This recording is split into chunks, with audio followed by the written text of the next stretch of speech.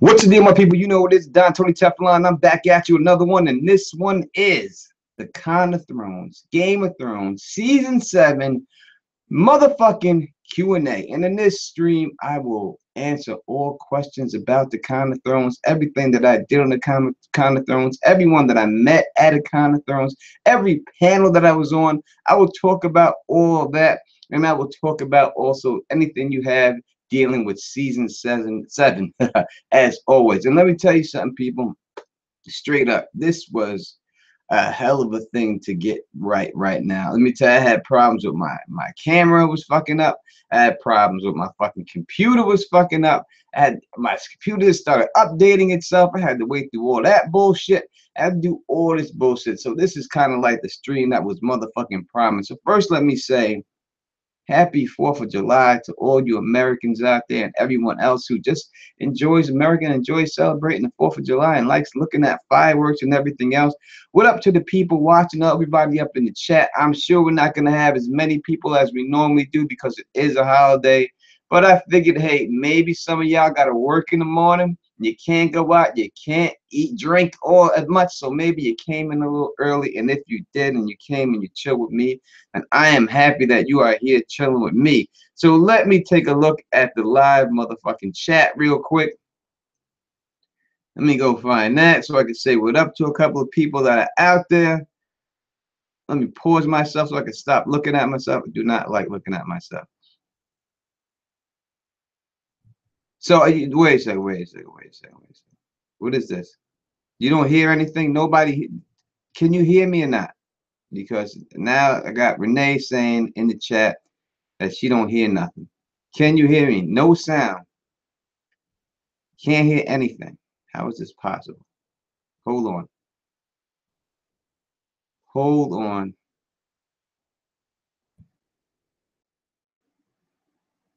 Microphone is not muted.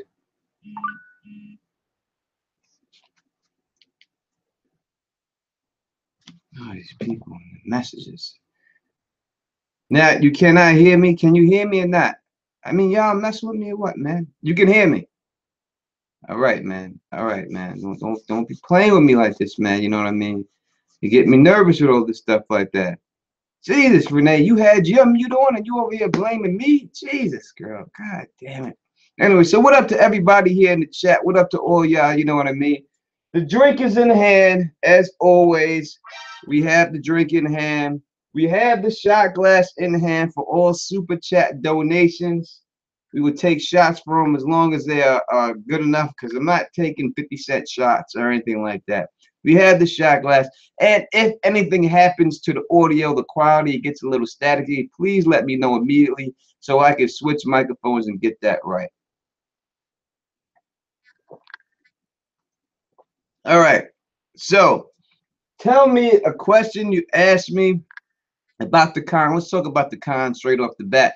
First off, it was in a beautiful location, probably one of the greatest, best, nicest hotels I've ever seen in my life. Just a gorgeous location. Well, what a hotel. You got lost in that motherfucker a lot, but Jesus Christ, it was a straight motherfucking great time. This motherfucking great time.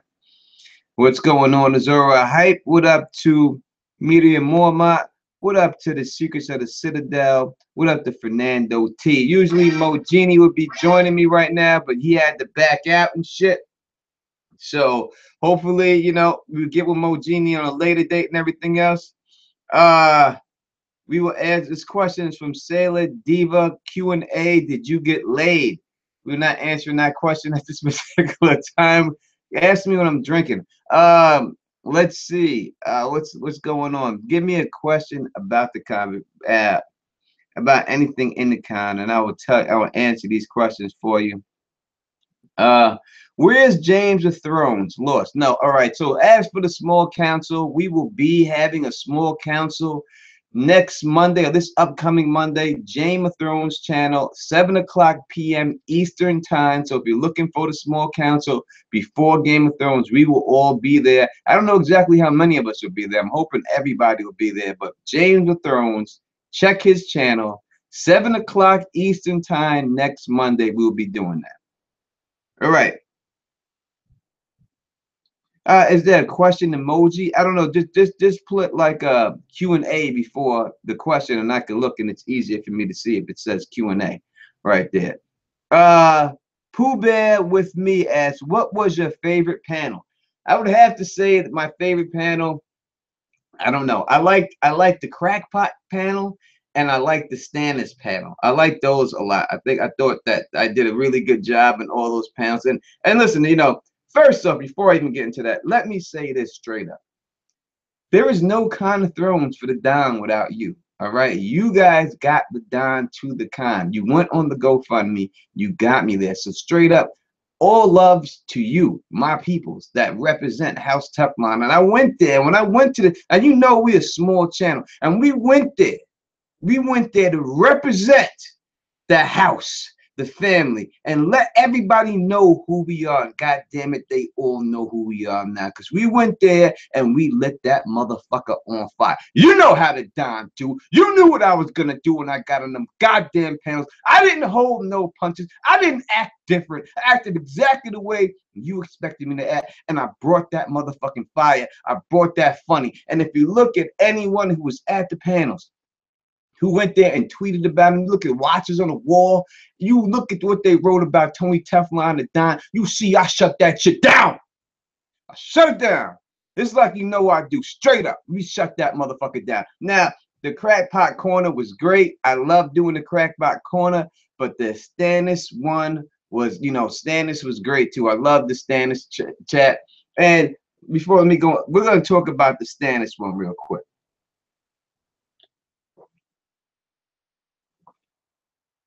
All right, so the Stannis one was funny because they purposely put me with this guy on this panel, and this guy is the guy who created the Dothraki language. So I can't think of his name right offhand. I could look it up on the thing, but he is the man who created the Dothraki language. Good guy, and it was a great panel and good people on it, right? But this guy is known to be the #1 Stannis Baratheon hater of them all. But I don't think he realized that he was with the hand of the king for Stannis Baratheon, the Don Tony Teflon on this panel.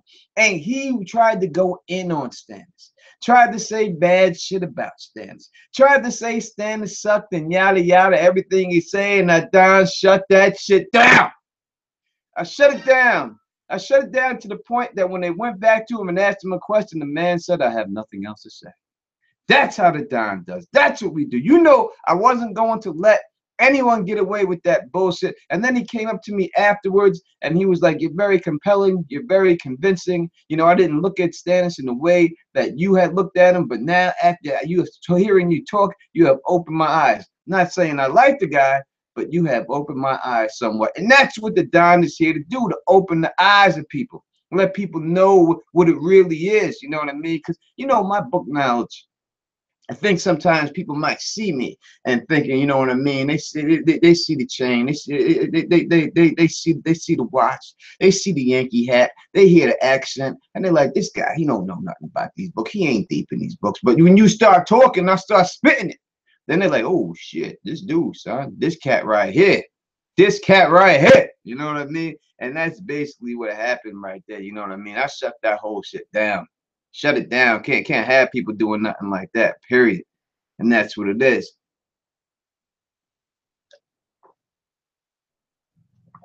What up to everybody in the chat? We'll go through naming people in the chat in a little bit. You know what I mean? No doubt I'll definitely get them names out to you and everything else and say what up to everybody out there and stuff. But, you know, you got to hit that like button, man.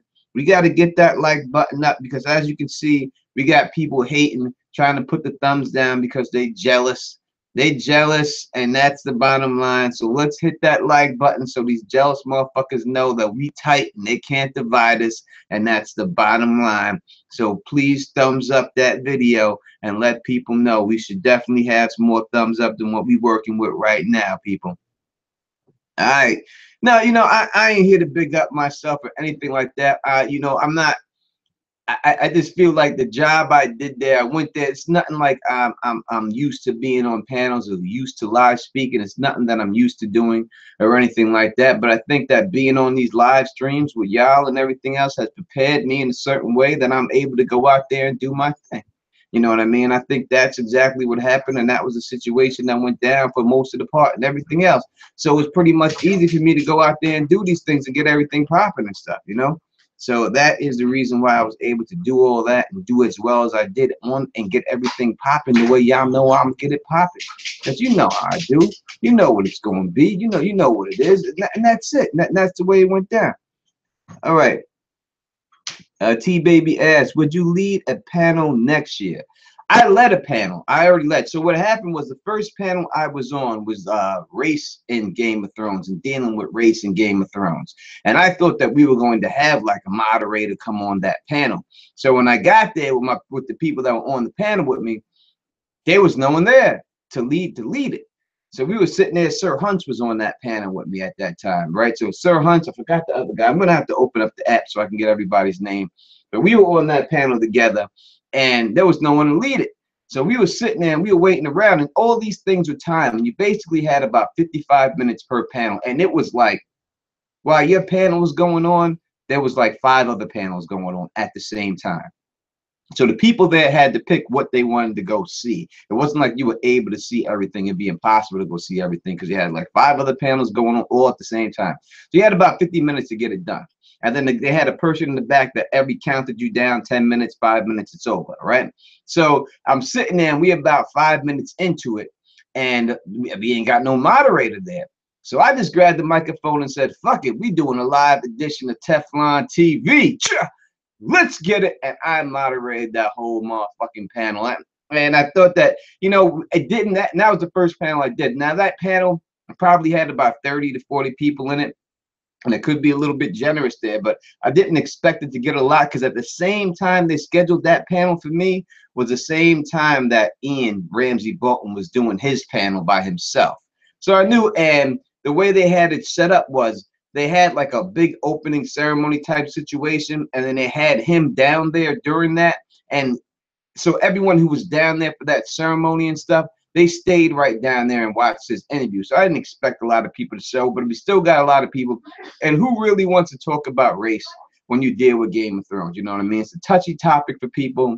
People don't want to deal with it. People don't want to focus on it. They don't want to talk about it and stuff like that. So I didn't really expect a big turnout, but I got rave reviews from the panel. I kept it light, kept it funny, you know, and kept the conversation going. I think it was a really good job and stuff like that. And I think that was Mark. First time ever being on it, and Mark was nervous up there. But I think back, I work with everyone there. Like I try to lead people into the right questions, to the right situation. I think sitting there with me, and after he got done with me hanging out there, that he was easier going into his next couple of panels after that and shit like that. I think so. I can't tell you that for fact, but I'm just telling you that's what I think it was most likely like that.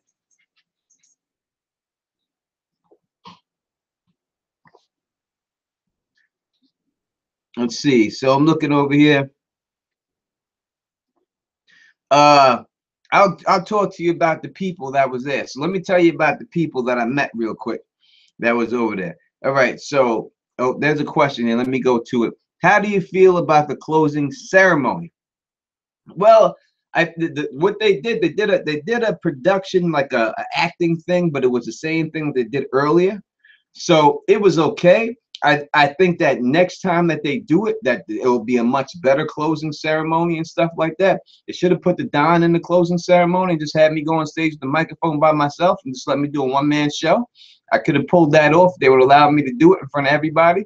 Hopefully, maybe on a different kind, they'll allow me to do some type of situation. I'll go up there and do stand-up, man. I'm funny, man. I got jokes, man. I got a real fucking routine. I'm not bullshitting you, like a real dead-ass routine that I've written, and I'm funny, and I think it's a good routine. I would have definitely went up there and did that shit. So I want to say, let me tell you about the people I met. We'll go through some of them, then we'll go back to a couple of questions. So if you brought up Mark, Sir Hunch. So I met Sir Hunch. He's about the same height as me. You know what I mean? And you know, he's a mad cool cat. and stuff like that. I got to drink a couple of beers with them and stuff. And I wasn't able to meet or hang out with everyone as I want. Because, you know, people were kind of like, had their little squads, you know what I mean? Like, so you had the Roorist and their podcast team, and they had their squad, and they was chilling. You had Aziz and his people and their podcast team, they was chilling. You had Kyle, he came with his boy, Kyle Zora Hype, he came with his people, right? And he was chilling with his people, and he was chilling with Mark in there. So the Don was just about Dolo. So I was chilling with the fans, my people, you know what I mean? I was chilling with the house, the family members. So big up to all the family members that was there repping with me, you know what I mean? I wish I had my small council people with me, like James Johnson and T-Baby and Mace the Pain and LaDonna and Eli Knight and Charlie Westeros. I really wish it was like that. I really wish we could have all just been live, sitting on one panel, just all of us there, just talking. I think it would have been great. And then I would have got a chance to lead it.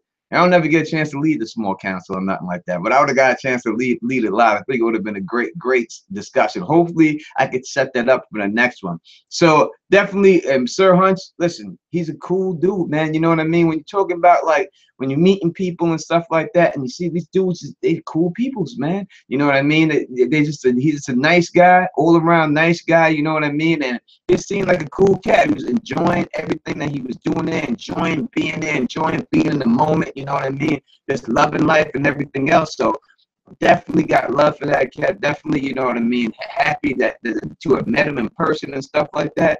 Drank a couple of beers and all that. That's what it's all about, man. That's cool.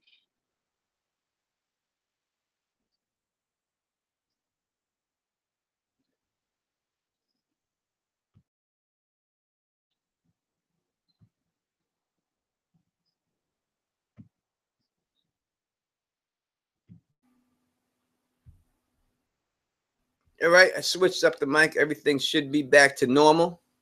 It should be good for the rest of the show. Is the mic good right good on the microphone?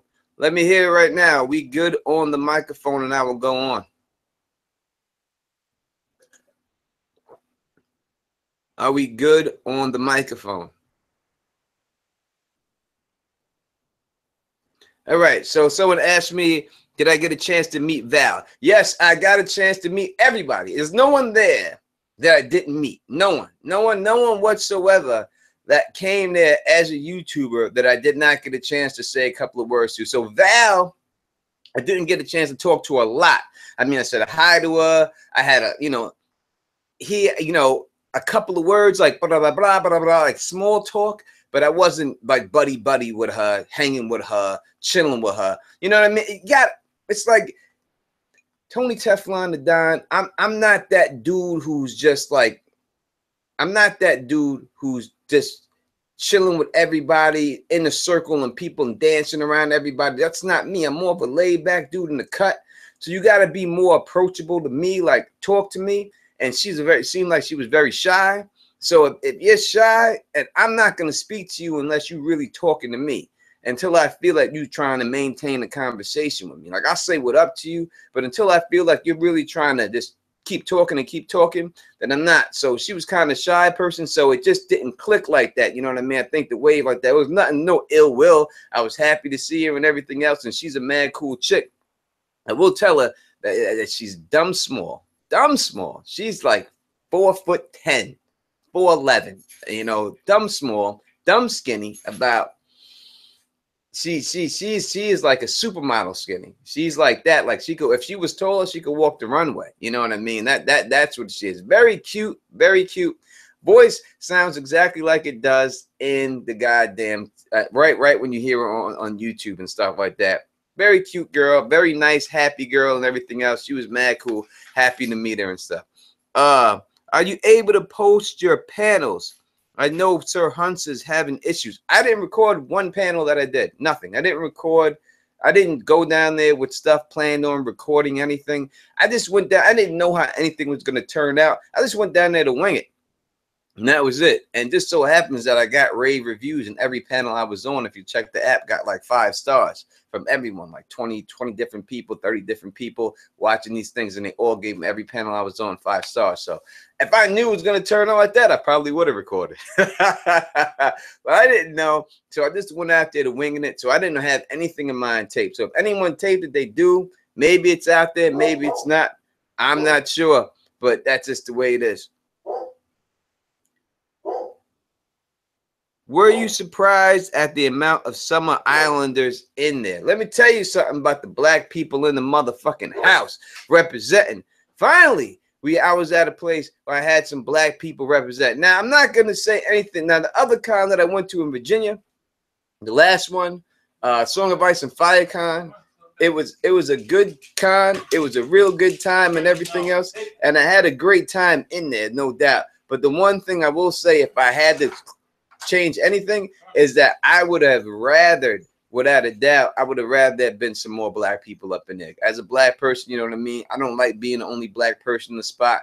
There was probably 6 black people that were at that place, and T-Baby and the whole Not So Silent Sisters and me were probably 5. You know what I mean? So we didn't have a lot of us there. I don't like being in that situation. I think that when you're in that situation, other people who may not be happy that you're there may feel a little bit more emboldened and learn to get themselves knocked the fuck out. So I don't like being like that. But this time, let me tell you, black people were in the house, baby. We was representing that motherfucker. We was deep up in that motherfucker. Just like the way, and I'm going to tell you something, and this is about George R.R. Martin's books, right? When you're in that motherfucker, when I was in that con, right? And I was there chilling with everyone.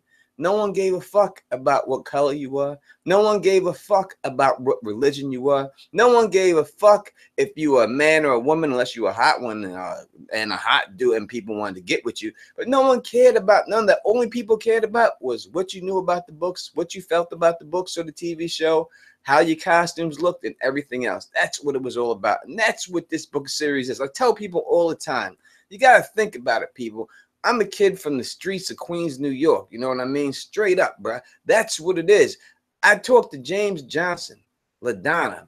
These are lawyers. Only other time I would speak to them in real life is if they were fucking representing me, right? I speak to Nico Lena. She's a fucking astrophysicist.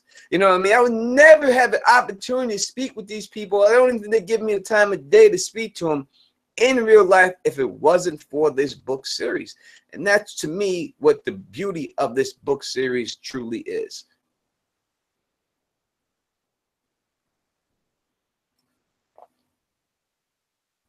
See, I'm over here looking in the chat. I'm going to see the chat's flying by. I wish there was a way to slow it down somewhat, and I could do that. Let's see.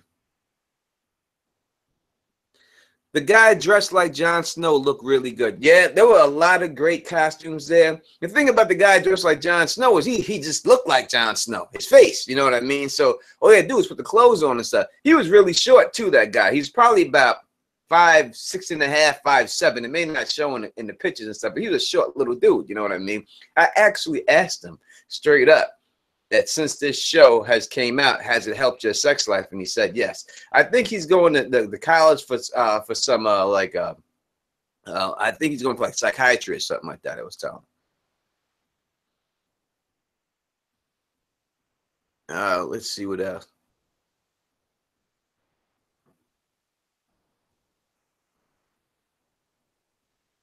Other costumes I think that were great was one. If you had a chance to see, this guy was on stilts and walking around as one. Great fucking costume.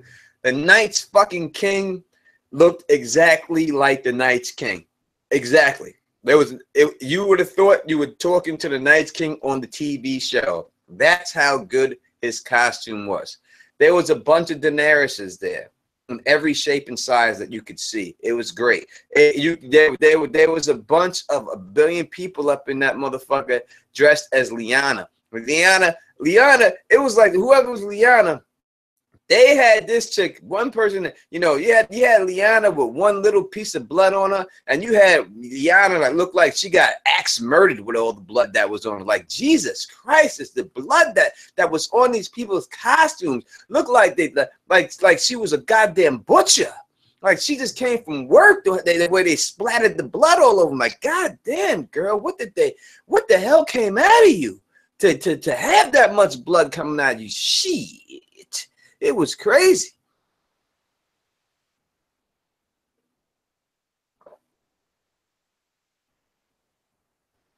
Oh, the Lyanna statue was, and I didn't even know what that was when I first seen her.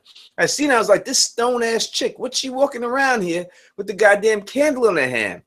And then I was like, holy shit, she's the Lyanna statue. And she really, the motherfucker, was the Lyanna statue. She looked just like the motherfucking statue. Dr. Cypher asks, how tall am I? I'm 5'10".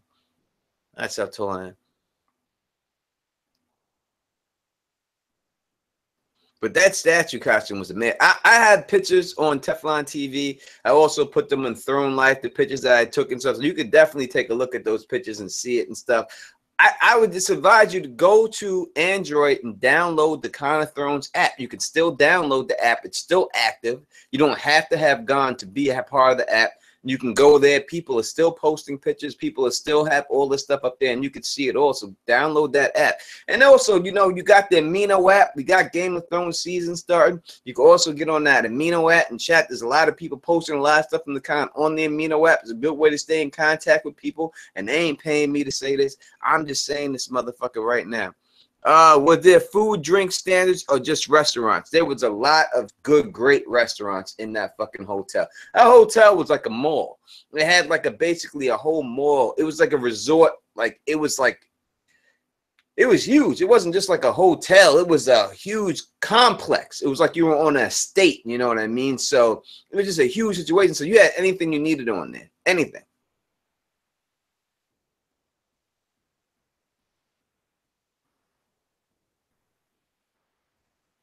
Marion Mormont says that, hey, Tony, you're the same height as me. Kissy kiss. I hope that's a woman throwing that kiss. I hope so. Because dad, don't swing like that. Don't swing like that. Tony, I want your shirt.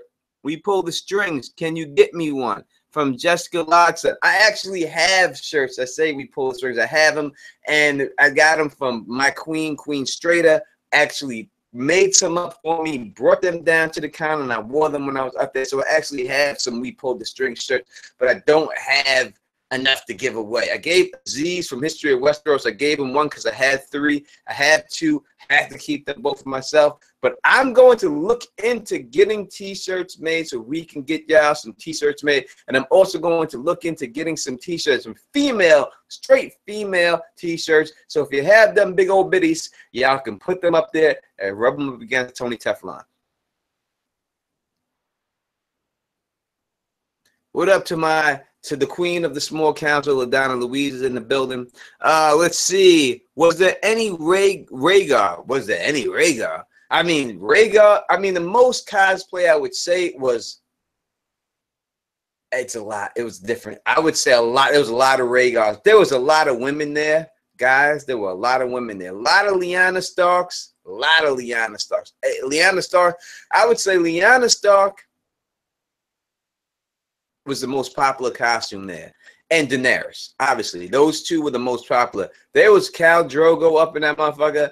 A bunch of Khal Drogos. There were Khal Drogos that looked like they fell off their horse 5 times. There were cock diesel Khal Drogos. There was a bunch. If you go on I did a live stream of just me walking around downstairs. I think I put that on Teflon TV. I know it's on my regular page. I think Renee may have took it and put it on Throne Life, but you could check it out, and I go through. You could see a lot of the costumes and people on that right there.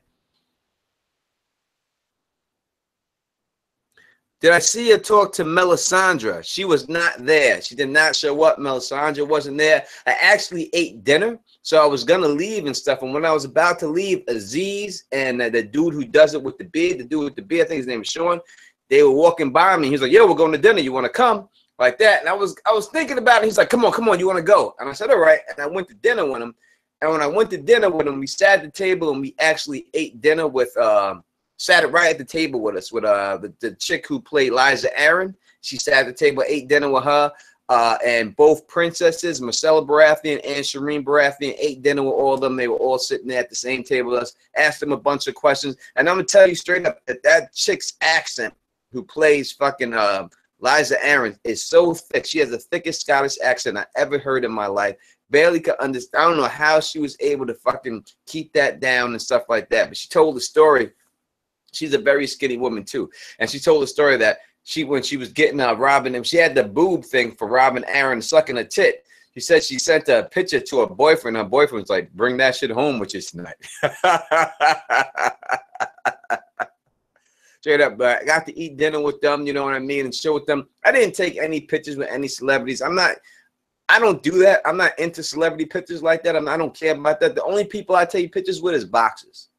Period. Point blank. End of story. If you're a boxer, I only take pictures with boxers. Some of my people, I love boxing. I only take pictures with boxing. All right, that's it. I don't take pictures with anybody else. That's all I do.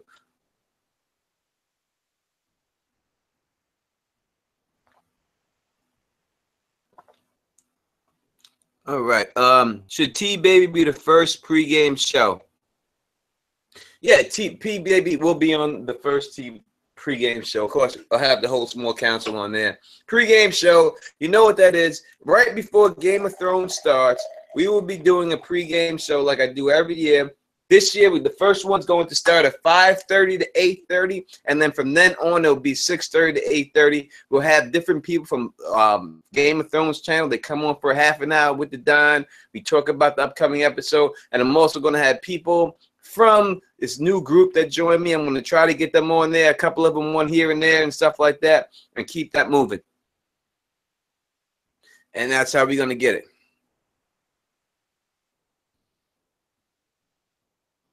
Would you recommend going to this con over the VA con?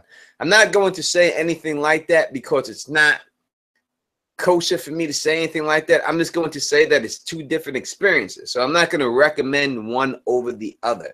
I would say that the other VA con is more like a sleepover, slumber party.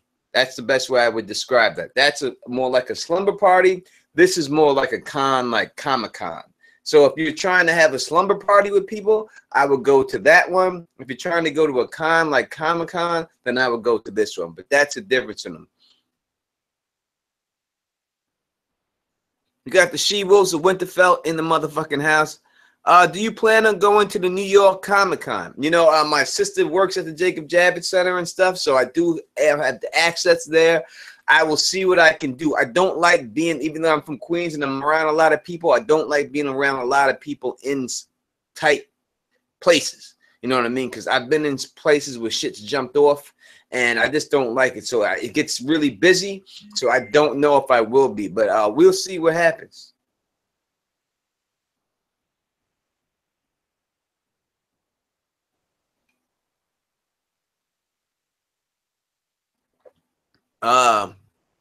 Let's see. Speaking of boxers, not to change the subject, did you see Deontay got popped for? I did see it, but I did see it. I cannot comment on that right now. Oh, Tony has a sister. Interesting. You better watch yourself down the Cracking Whip, please. Watch yourself there, buddy. All right. My sister's beautiful. My sister is gorgeous. Like, if you're on my regular Facebook page, you probably see my sister. My sister, like, rest in peace to Prodigy. Prodigy tried to hit on my sister 1,000 times. Fucking Raekwon tried to pick up my sister. Fucking Method Man tried to pick up my sister. Mad celebrities always try to pick. My sister's gorgeous. It's like gorgeous, gorgeous. It's for real, for real. What was your favorite panel? I said that. I probably those two. I would give it to the Stannis panel and the Crackpot panel. Will you be back to do a con in Nashville in 2018? If they have, I don't know if they have it in the same spot every time. I don't know if that's the way it goes or if they're moving it around. I heard something. I talked to the guy. I do believe he told me that there was something jumping off in January in Manhattan, in New York City. So I think the con might be in January next year, right off the back at the beginning of the year, at the end of January. So I'll keep you updated on my channel and all that situation, but I think it might come right back around.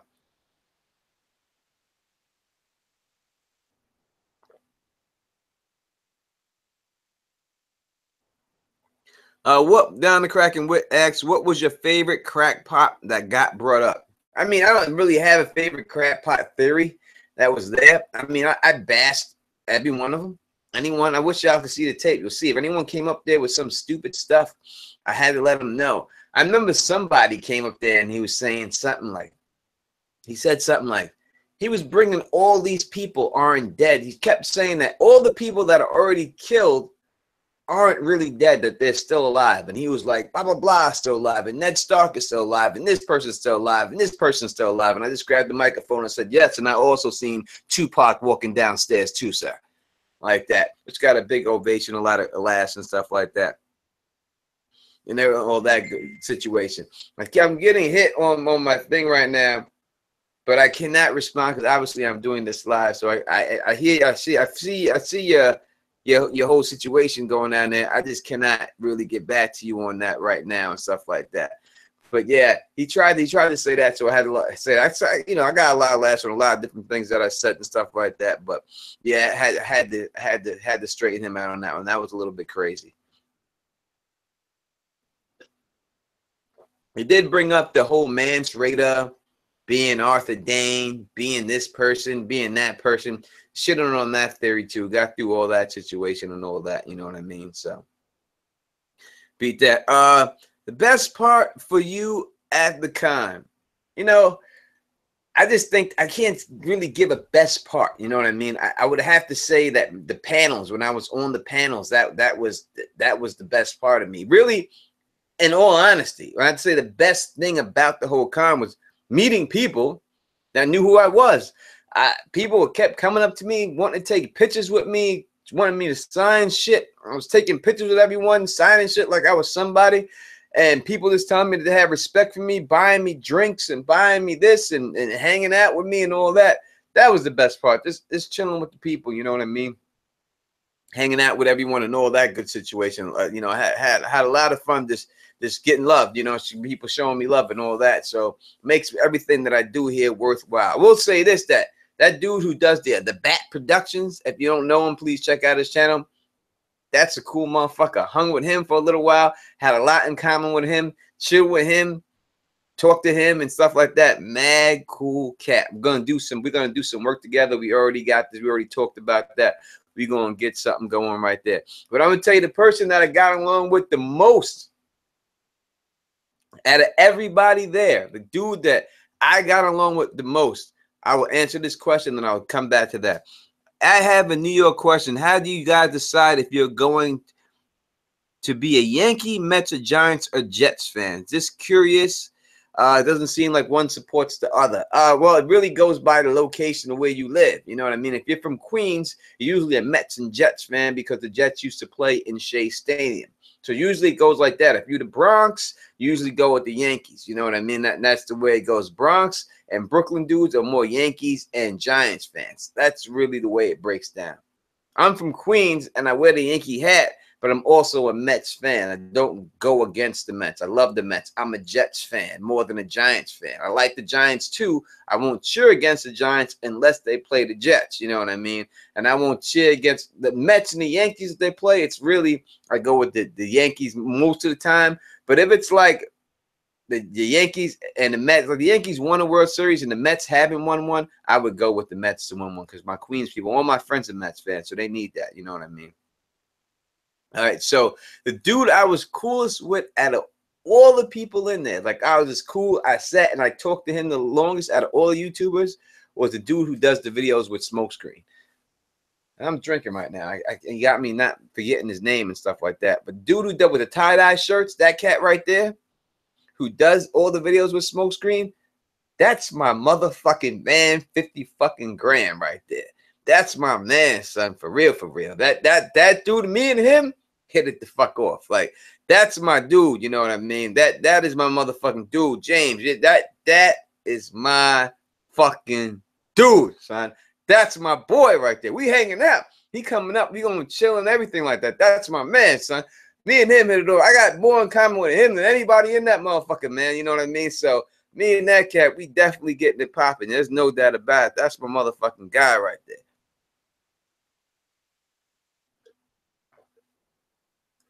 As for Smokescreen, mad cool cat too. Hung with him for a little while. Not as much as I hang with James. Me and James got a lot in common, you know what I mean? So we could just talk and shit. You know what I mean? That's what it was. Me and Smoke, we cool. Smoke, it's like they both like regular dudes that I would hang out with on a normal basis. You know what I mean?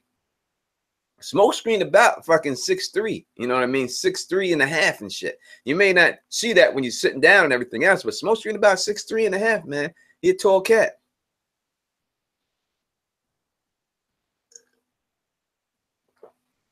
Yeah, he just started reading the books and everything else. But where we got, you know, like we got sports. Like he's a boxing fan, like a boxing aficionado, just like me. You know what I mean? So anyone who boxing, you know what it is. We got boxing. You know, I'm talking boxing. We just sat there just talking boxing, just shooting the shit, chilling, and everything else. Had a great time. Question: did you go to the missing characters panel? And what did they say about Terry? I was on the missing characters panel. That was one of my panels. I don't know if Tyrion Lannister actually came up in the missing panel. Did he come up in the missing characters panel? I was on that panel. Trying to think if he actually came up. I don't know if he came up on that panel. I don't know. I'm not sure if we actually bought it. A lot of characters did come. Like I said, it's 50 minutes, right? So you got 50 minutes. You got 4 or 5 people on the panel. So it's so fast. Boom, boom, boom, boom, boom. You're trying to get your questions in. Now, you know, we do live streams. We do 2 hours, 3 hours. You know what I mean? So 50 minutes and you're on a clock with 4 other people. It's hard to get in everything. We missed a lot of people and stuff like that. But you know, maybe he did. I don't know if he came. I'm trying to think if he did come up. Harry Lance. I'm trying to think if he was mentioned on the panel. He may have came up. You know what I mean? May have. I think that. Yes. All right. So if I have to go with where if you're asking me where he's at, and I do believe a lot we did. It may have touched on it. Maybe it came up or not. I'm not sure, but I would have to say that if he's being held by anyone, he's definitely being held by Varys. That's what it would be as, you know what I mean? If you really look at the situation, and the only one really that has anything to gain for it, it would have to be Varys would have something to gain with it. You see, Illyrio Malpatis has interest in Casterly Rock, right? We see that all the time, and he says to Tyrion, teases Tyrion how he's going to take Casterly Rock and how it's going to be given to him. So if anything, anyway, it could be, I would think that Varys would have him under his custody, so Varys can get control of the castle after all the Lannisters are done, and then he would go. I think if that's what we're talking about, that's where it went to. If it's the same dude I'm thinking of right now. You got to fill the cup up again. You're going to fill the cup up.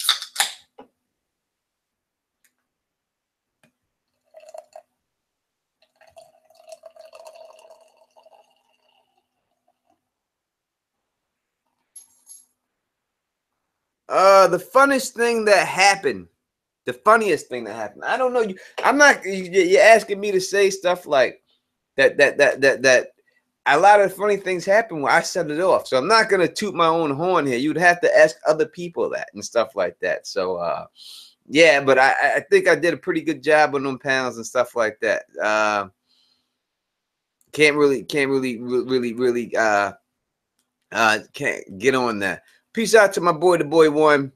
That boy, you know what I mean? He's got something you gotta do. You know, it's a holiday. I understand anyone out here watching me on a holiday. We have over 150 people here watching on a holiday. That's a blessing, and I'm very happy to have you there. Yes, I am drinking Miller Lite right now because that was the only thing that I have available at this particular time, and that's it. Question: no Henny tonight. The Henny's on standby. As I said, super chat donations. We doing shots for super chats. You know what I mean? We keeping the Henny right there for whatever it is. You know what I'm saying? We're gonna keep that right there. We're gonna keep that tight. Did Mel come up in the Crackpot panel? No, Melisandre did not come up in the Crackpot panel. The D plus D equals T came up. Clegane Bowl came up. I explained to everybody exactly why the Clegane Bowl, the pink letter came up. I had to set everybody straight that Stannis wrote the pink letter, and I think I did. When I left them panels, everyone was like, yo, I didn't think that it was possible for Stannis to have wrote it. But after hearing you, I got to believe that he wrote this motherfucker. So, you know, we turned a lot of people around. We put it on people. We let them know what the hell is going on, and that's what's going on. I did bring up the ice dragon, and I also let the whole world know, and I told them straight up that James Johnson has said, if you look at the video I did with Bran over 2.5 years ago, and I said in that thing that there would be an ice dragon. I said there would be an ice dragon before that, but in that thing I said there would be an ice dragon. And James Johnson did not agree with me. He said there may not be an ice dragon, but I do believe that there is possibility that there could be a resurrected white dragon. And you can look at that. 2.5 years ago, James Johnson said that. So it looks like he has a good shot of being right at that over me in the ice dragon situation. You know what I mean? And I give props where it's given. And I also let everybody know in there that the time traveling theory was made up by Don fucking Willie. I let everybody know, because that's what I do. I give props to people who deserve them. That's all I ask back, even though it don't happen back. And people take shit that I make all the time and just fucking act like they made it up themselves. They didn't hear from me. I always give props back, because that's just the dude I am. And just because I do something doesn't mean someone else has to do it. That's not the way the world works. That's just the type of dude I am. My shirt's got, whose shirt's got to come off? You want me to take off my shirt right now? Is that what you want right now? Just pull this shirt off right now? Who asked for that? It better be a woman. God damn it. Did anyone bring up the House Royce? No one did bring up House Royce at all. There was no House Royce brought up whatsoever. Unfortunately, there was nothing there going on. You know what I mean? What up to my boy AU Pack Mule, who was a significant contributor to get Tony Teflon to the con, without a doubt. Hey, Tony, what do you think about the dragon dying allegedly this season? I hate it. As I said, you know, let's break it down real quick. I'm doing a video for another channel, so I'm not going to go too much into it. What I'm going to say in that video, I'm going to wait for that video to come out and put that. I'm recording that tomorrow. I'm sending it to the other guy for his other channel. It's a secret right now, but you'll see it. Sure, he has a lot of subscribers, very fast rising channel. You'll see it on there. A bunch of us YouTubers are on there. I would say that he has to have something. When you look at the story, Daenerys. And if you look at my video, all right, all people who aren't new, I have a lot of new people who have come on and everything else. Thank you for subscribing to Teflon TV. And I also see, before I go into that, I also see a lot of people have gone back and watched my How Daenerys Stormborn Targaryen Will Die. Right now, I know people have taken that theory, and I made that video 3 years ago. I just want people to know, especially if you're new to my channel, please look at the date when I make these videos, because people, that was over 3 years ago, and people are commenting on it on audio or this and that. It was a different situation for me back then, but look at the time when I made that video. I made that video over 3 years ago. Now, besides that, dealing with that situation, when you're dealing with the ice or white dragon, there has to be a level playing field. If you look at my video, Visions Explained, Danny and Brands, and I explain all the visions and exactly what they mean. And that's a newer video. You can check that out. I explain and I tell you straight up in that video that when you see that shadow flying over King's Landing, that is the Night's King on the dragon flying over. Every time they showed that shadow going over, that is not Drogon. That is the Night's King going over King's Landing right before he destroys it. Quote the Don, we pull the strings. No one has ever said that but me. I'm sure, just like when I said the Euron Greyjoy is going to hook up with Cersei Lannister 3 years ago, and everybody made fun of me for saying that shit. All of a sudden, everyone jumped on the bandwagon after last year and started saying the same thing and claiming they made it up when I done said that shit 3 years ago, right? It will be the same exact situation with this fact after next season. When next season, this season gets over, you'll see a lot of YouTubers make videos and say that shadow is actually the ice dragon. But remember, the Don is the one who said it first, and that's the way it is.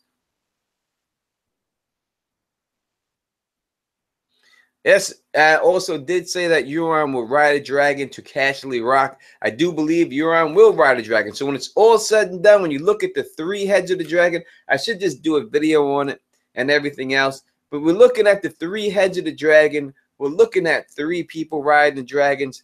These are the 3 people that will be the heads of the dragon. It'll be Euron Greyjoy, and this is books. It'll be Jon Snow, and it'll be the Night's King.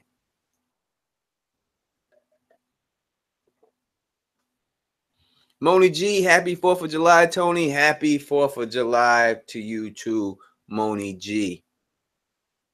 What up to Live Live? Love you, Live Live. What up to the She Wolves of Winter? Chilling up in this piece. What up to, I can't tell if it's fireworks or gunshots. It's just, it's fireworks. It ain't no gunshot. If it was gunshots, you see me grab my piece. Straight up. You see me grab mine. And you see me holding that motherfucker like Malcolm X in the goddamn poster. Let me go back into the chat here right now. Where's my shout out for the bloody Lyanna, Amy Collins Russell? I just did a whole spit about the bloody Lyanna, you know what I mean? So definitely shouts out to you and shout out to your girl and everybody else who's from your group that came out here to join us on this chat. 164 people over here watching us right now. 68 right now, rising on the motherfucking holiday. You know what I mean? So that's all love. What up to you? Love to you. Had a great conversation with everybody up in there. You know what I mean? So got love for everybody in this piece. Got love for all y'all and stuff like that. Keep it coming. Let's go with these right here. Violet Messiah says, you calling, you know, that's between D, T Baby, and Don Willie. Y'all can straighten that stuff out yourself. Let's see. Hey Tony, how was the Game of Cons? If you're talking about, is that what the Con Thrones? Well, how was it overall? If I'm rating it to cons, like 10 is the best con you could ever go to. 0 is just you should have never left. I would have to give it 9.5. It was exceptional. I couldn't have really asked for a lot of things to be better. Only thing I would ask for if I had to nitpick something, there should have been a DJ at the dance party. They should have had a DJ doing the music there. That's probably the worst thing I didn't see was a dance party. Should have had a DJ up in that motherfucker, and that was it. They would have had a DJ up in that motherfucker, and it would have been. But you know, you're talking about. Let's be honest here, people. Let's be honest. You know, we're talking about a bunch of nerds, right? A bunch of nerds up in the place. So that's probably the last thing that they were thinking of, DJ and shit like that. They had a lot of stuff going on, but that's what it is. We bunch of nerds and geeks. Now, you may not see Tony Teflon and Don as a nerd. Tony Teflon is like the Fonz. You know what I mean? I'm Fonz Fonzarelli. I hang around the nerdy people, but I'm the cool dude. I hit the radio, I hit the jukebox and it turns on. I snap my finger and the women's come around me. I say, hey, I put the thumbs up. That's who I am. You know what I mean? That's who the Don is. The Fonz. All right, Aaron asked, was the Roors there? Yes, the Roors was there. I did not have a lot of time to talk to the Roors. A lot, because she was so busy. She had about 5 panels every day. She was just busy doing everything, making costumes and running all over the place. So taping her stuff, doing that. And when she was on the panel, she like led her panel. Every time she was always the lead of the panel. She was always the main person talking. I really think though, after watching, I went and watched as many as I could to support everybody that I could support when I wasn't in my panels. But after watching her do her thing, I really think that if she was on a panel with me, it would really click really well. I think that we would do a really good show together. I think if I got a chance to be on a panel with her, I think we could really blow it down because we have kind of similar type personalities and stuff like that. And I'm funny and she's funny. And I think it would have really worked really good together with her. I did talk to her. I had a chance to talk to her, not as much as I wanted to. And we've talked about this after the con that I wish we had more time to spend with each other and talk to each other about. Mad cool chick. I mean, she is the same way she acts on the live stream is how she acts on that. And I'm going to say this. I'm drinking. And I'm going to hold this down and say this because I'm drinking. And this is the truth. I'm going to tell you straight up. I think that she fucking has like a sports bra on when she does her live streams because her boobs are even bigger in person than they are on. I mean, the live stream really doesn't do it justice. And I'm sorry if anyone gets mad at me for saying it. I'm telling you that these like monsters, this is what it is. It does not do it justice what it really is in real life. I'm trying to tell you, bro. I really think she must wear like some type of sports bra to push them fuckers down because Good lordy. Good lordy. Good lordy. Them shits is like her cleavage is like an ass crack. You know what I mean? I'm saying it's deep, son. I'm saying it's deep, like a five. You could probably like a 5-finger. You know what I'm saying? Like your whole hand is in that motherfucker in between. You know what I'm saying? You know how you judge the chick's ass crack by the deep depthness by your fingers? At least that's what men do. I don't know if you women know it, but you know, you judge it by like 4 fingers deep of the ass crack of a woman. That's how you know how fat the ass is or whatever like that. Her shit is there, son. She's a gorgeous chick. She's very, very good looking. It's trust me when I'm saying this. I'm saying the truth. This the way it's gotta be. That's you. I know you don't expect no different from me. I'm just telling you the goddamn truth. That's just what the fuck it is, man. And that's it. That's what I gotta say. Let's see. Did you feel like the other YouTube panelists were approachable or wanted to talk outside their panel, like Val and Smokescreen? Me, as I said, so let me not be mistaken. Let you not be mistaken by the words that are coming out of my mouth. I felt like everybody was very approachable. It's a lot has to do with me and my mentality from being from Queens and how I am, just how the dude I am. If you don't approach me, in all honesty, I'm gonna tell you straight up, and I know when I say this that people are gonna say that I don't believe you, you're lying, or whatever. I'm gonna tell you the truth right now. I have very low self-esteem, very low. I'm telling you. I know that people, when I say, if you like ask my sister or ask my brother, or ask anyone in my family that's close to me or my close friends, they know this. They know this about me. I have very low self-esteem.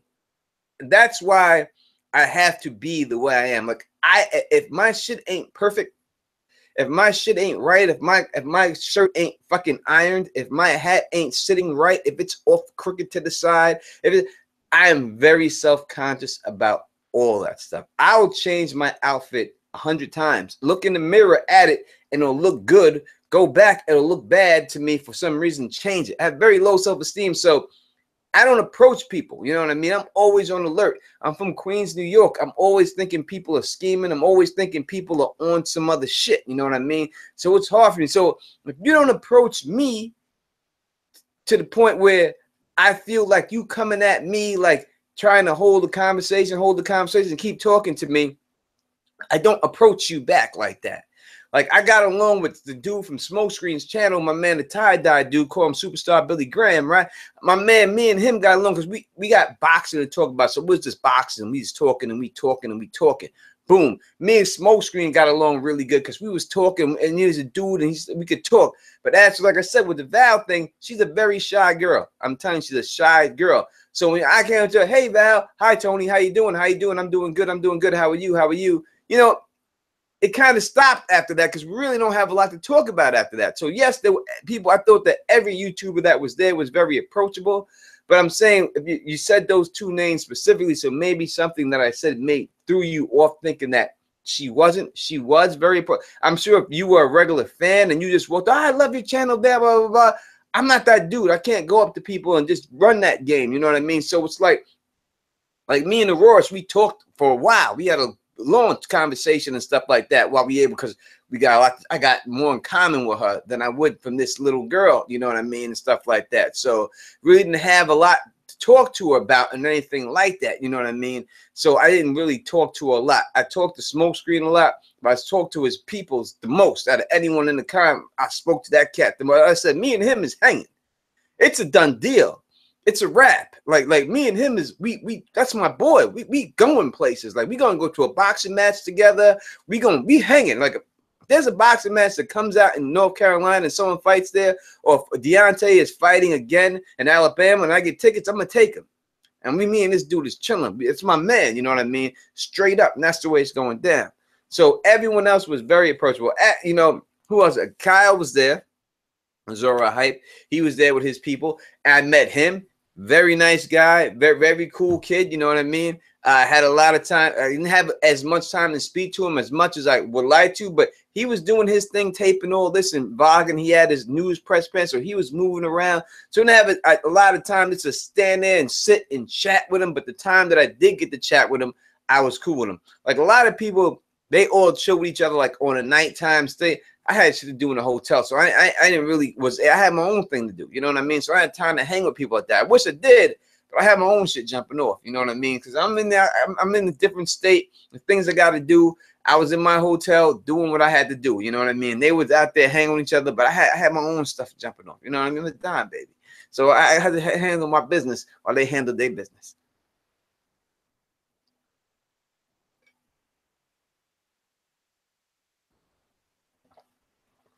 All right, yeah. If I was like, did a stream with Val or something like that, or anything beforehand, then yes, that was actually like the first time I had ever had any type of communication with her at all. Like I've never spoken to her on Twitter. I've never spoken to her in a live chat. I've never spoken to her in any way. Everybody else I've already spoken to numerous times. You know what I mean? Like when I spoke to, I mean, James, I didn't, but you know, me and James just hit it off. We boxing fans, you know what I mean? So that was it. Like Aziz, me and Aziz. I already met him. He was already cool. We had already spoke. I spoke to him in the chat a billion times. He's been on my channel. I've never spoken to her before, so we really didn't really have nothing to chat about. That's all. There was no beef or nothing like that. She's a sweet little girl. You know what I mean? But that's just what it be. And like the Roars, like I talk to her on Twitter all the time. You know what I mean? Me and her, we talk and stuff like that. So it is what it is and stuff like that. Did Aziz convince you that Stannis would burn Shireen near the ends of winter? No, he did not convince me that would have happened. And in fact, I pretty much convinced everybody that was there that there's no chance of Stannis burning Shireen, and that it's most likely going to be her mother and Melisandre that burn Shireen. I convinced just about everybody there that Stannis wrote the pink letter. I convinced a lot of people on a lot of different things there, on a lot of different takes there, but there was no one was saying that Stannis would burn Shireen in the books at all. No one tried to pull that.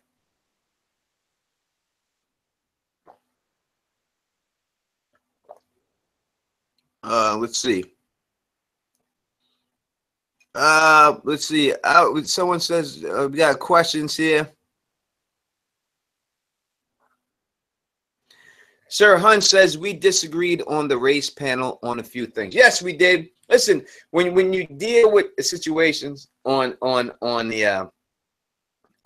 Game of Thrones or on race, especially when you're dealing with race or any Game of Thrones situation, anything that you deal with, you're not there to all agree, right? You're there to express your opinion and to hear other people's opinion. And it's true that me and Sir Hunch did disagree on a couple of things on the race panel, but it's good that he was able to express his opinion and I was able to express my opinion. And one thing that I really think that we disagreed on and stuff like that, gray area. We're gonna get back to that question in 1 second, dog.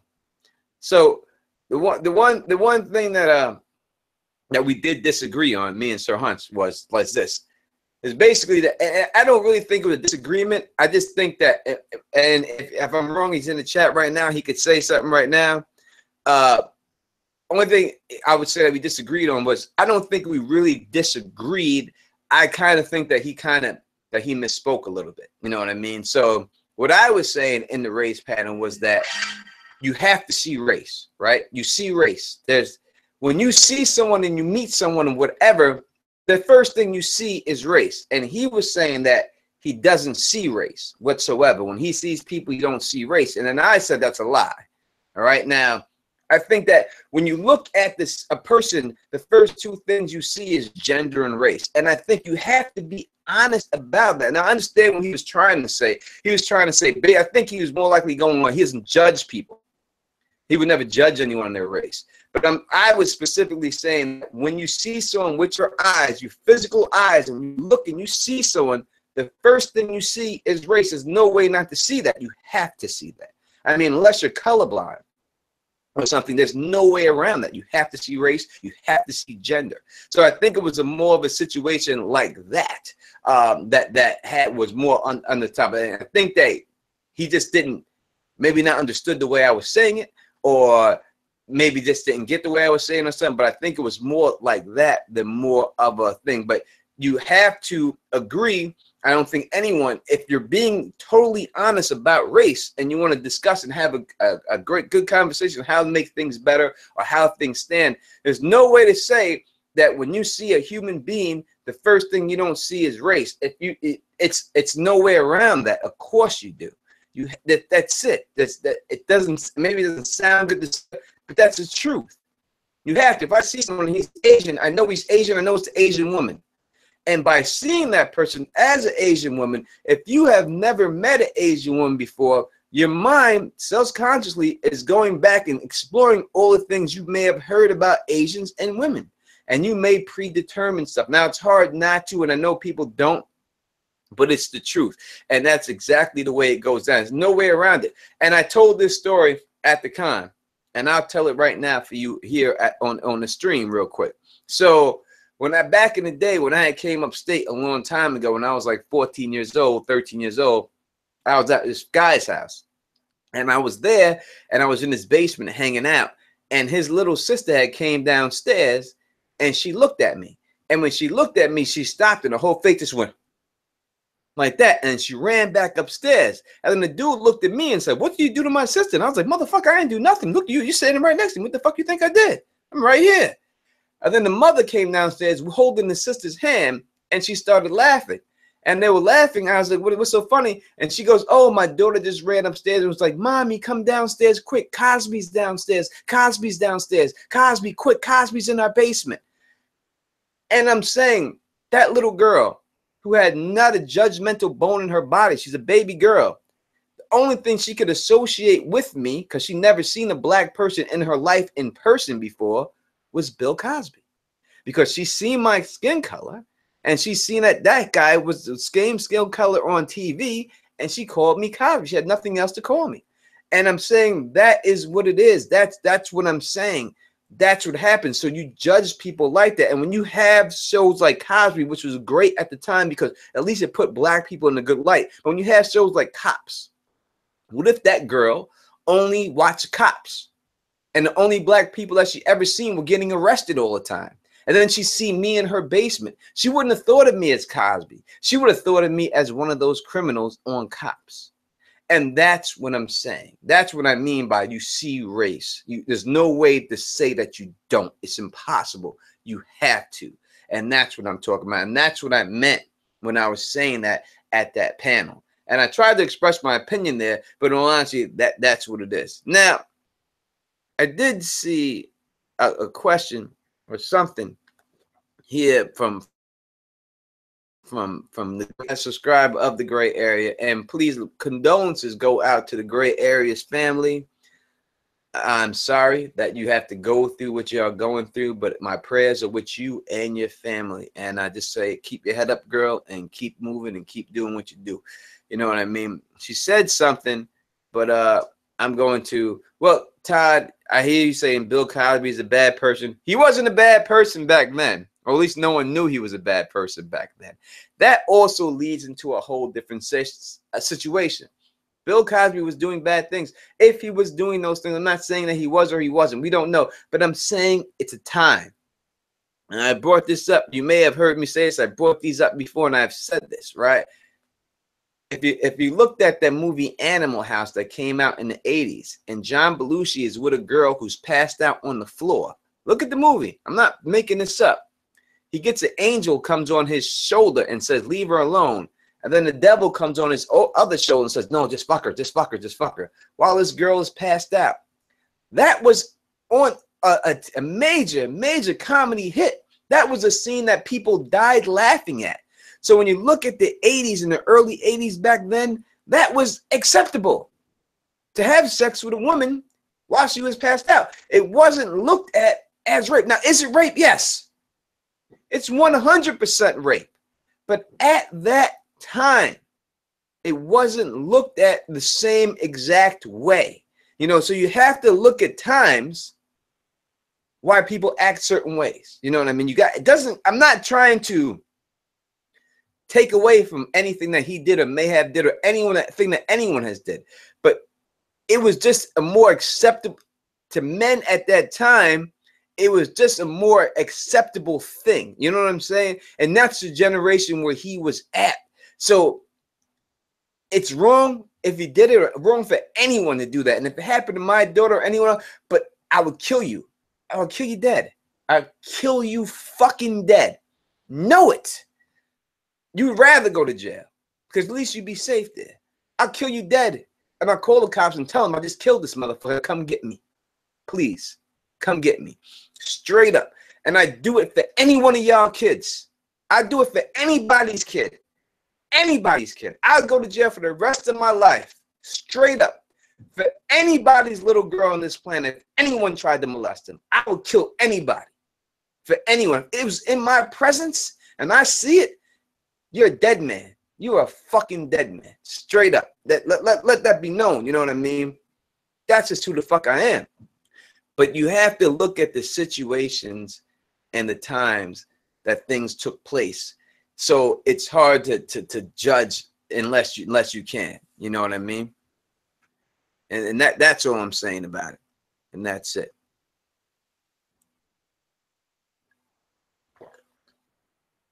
The chat's on fire right now. It's moving up pretty good. Thank you, James, that I'm having a good stream. I really do appreciate that. I did get a donation. I seen the money go up. I don't know who sent it. And I said that if you gave me a donation, I would take a shot. So we men of our words here. So whoever sent the donation, we're gonna ask you, do you want me to shot the pure white Henny? Or do you want me to shot the Jacques Chardin apple cognac? What do you want? Has to be the person who sent the money. You make that call.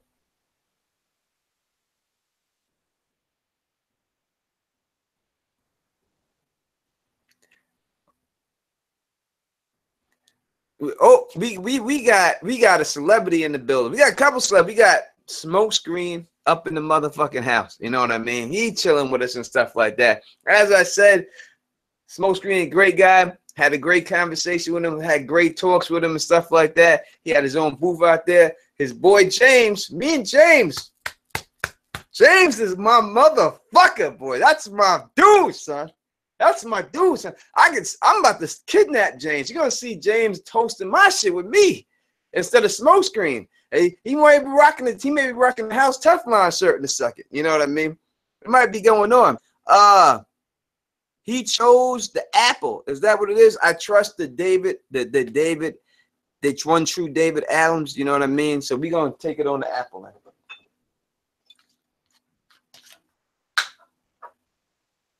Y'all trying to kill a nigga, son. Y'all trying to kill me. Saloons. Done deal. All right.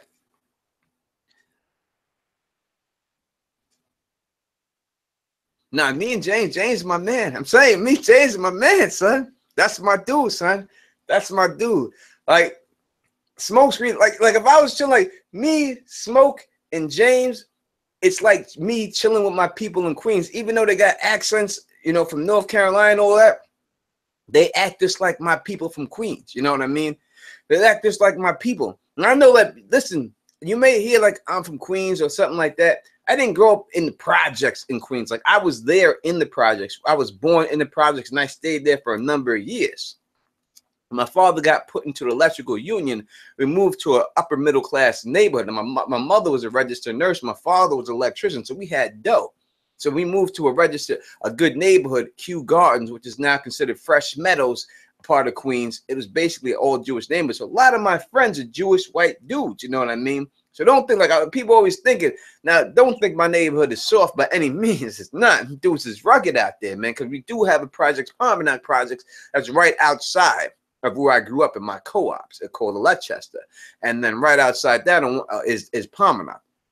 So I used to hang in the project. So all my people's from the project, but I used to live over there. So they are like my people. So when I hung around them and talking to them, it's like me talking to my peoples from around my way. And if you look at, that's right, I kind of feel bad for people and shit. Like When you look at my Facebook page and people are my friends, look at my page and you will see equal numbers, black people, white people, Asian people, and Spanish people all on my page. And you look at other people's page, you see like one black person, a bunch of, and I feel bad for them that they didn't have the access that I had, you know what I mean, growing up.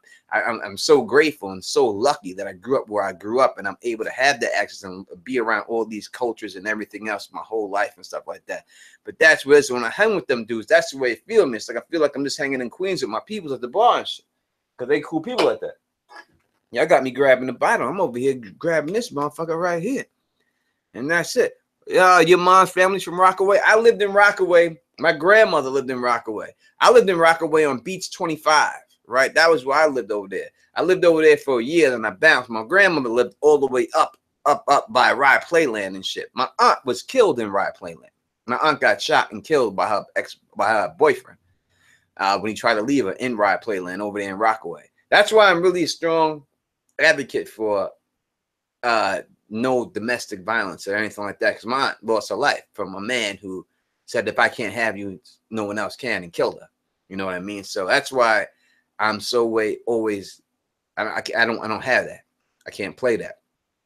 Can't do that. And that's basically what it is and stuff.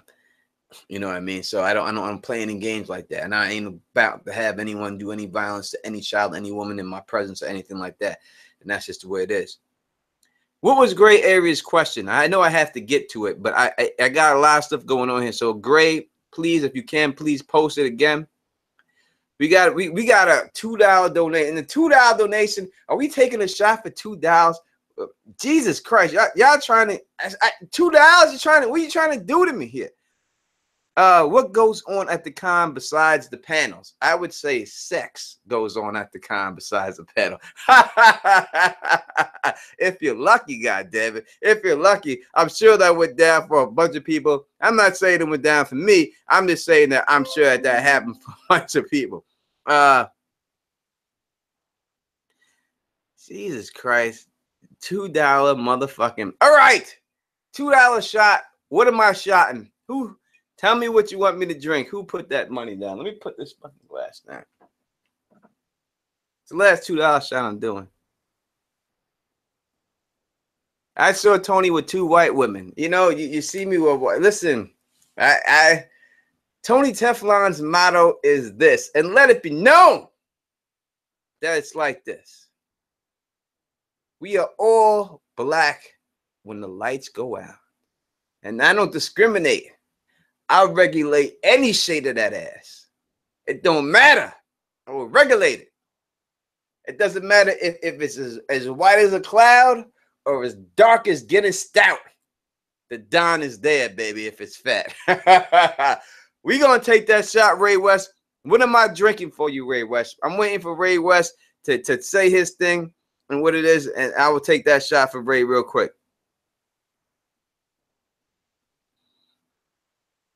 All right, Ray, I'm asking you to tell me, what am I drinking? Am I drinking the pure white Henny? Am I drinking the apple? Yeah, don't get me started straight up. Don't do it, because you know I'll go. I'm drinking here. I'll go through it. Henny, damn it. This shit is expensive, motherfucker. And this shit, I can't get this shit all the way. Jesus Christ. All right. Saloon. Jeez. Look. I put the chill in your spine. When you drink that stuff, it's like the chill you get when you hear those in the Lion King and those hyenas say Mufafa. Whoo! That's the chill you get when you drink that shit. It's like whoo, right down your spine and shit. All right. Thank you, Thermos Volume, for taking one with me. Goddamn. Had me throwing up on this motherfucker. All right. Sir Hunch Reviews, you wanna hop on the stream with Tony Teflon and Don? People want Sir Hunch Reviews to hop on the stream with Tony Teflon and Don? We can put them on the stream if we want. It's all good with me. And it's all good with the people. Let me see what I can do about that real quick.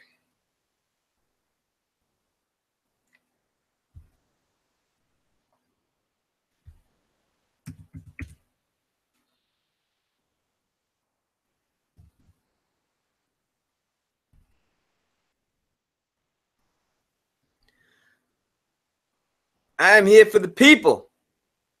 I'm here for the people. I do whatever the people say. Whatever the people want me to do, I do for the people. And that's the way it is, you know what I mean?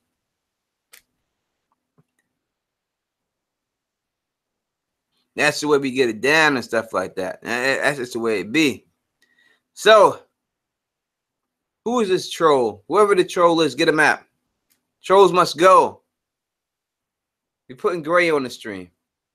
We adding people to the stream right now. Who else want to come on?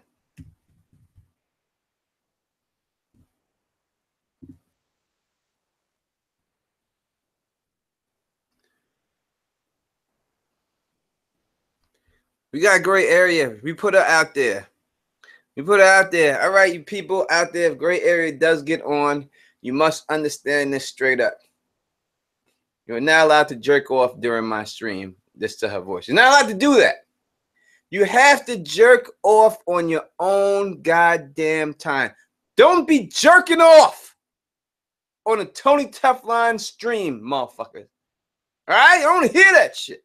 Don't be giving me that bullshit. I want to hear I masturbated my penis to gray area on Tony Teflon stream. Don't do that. All right? You got to do it on your own time. You got plenty of time for that, but not on my goddamn stream.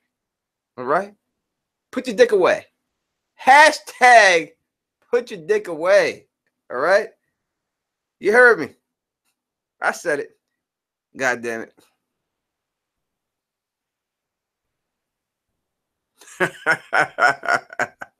I have sent a request in the Google, like when they say invite people and they say that's how you send a request. That is exactly how I sent the request.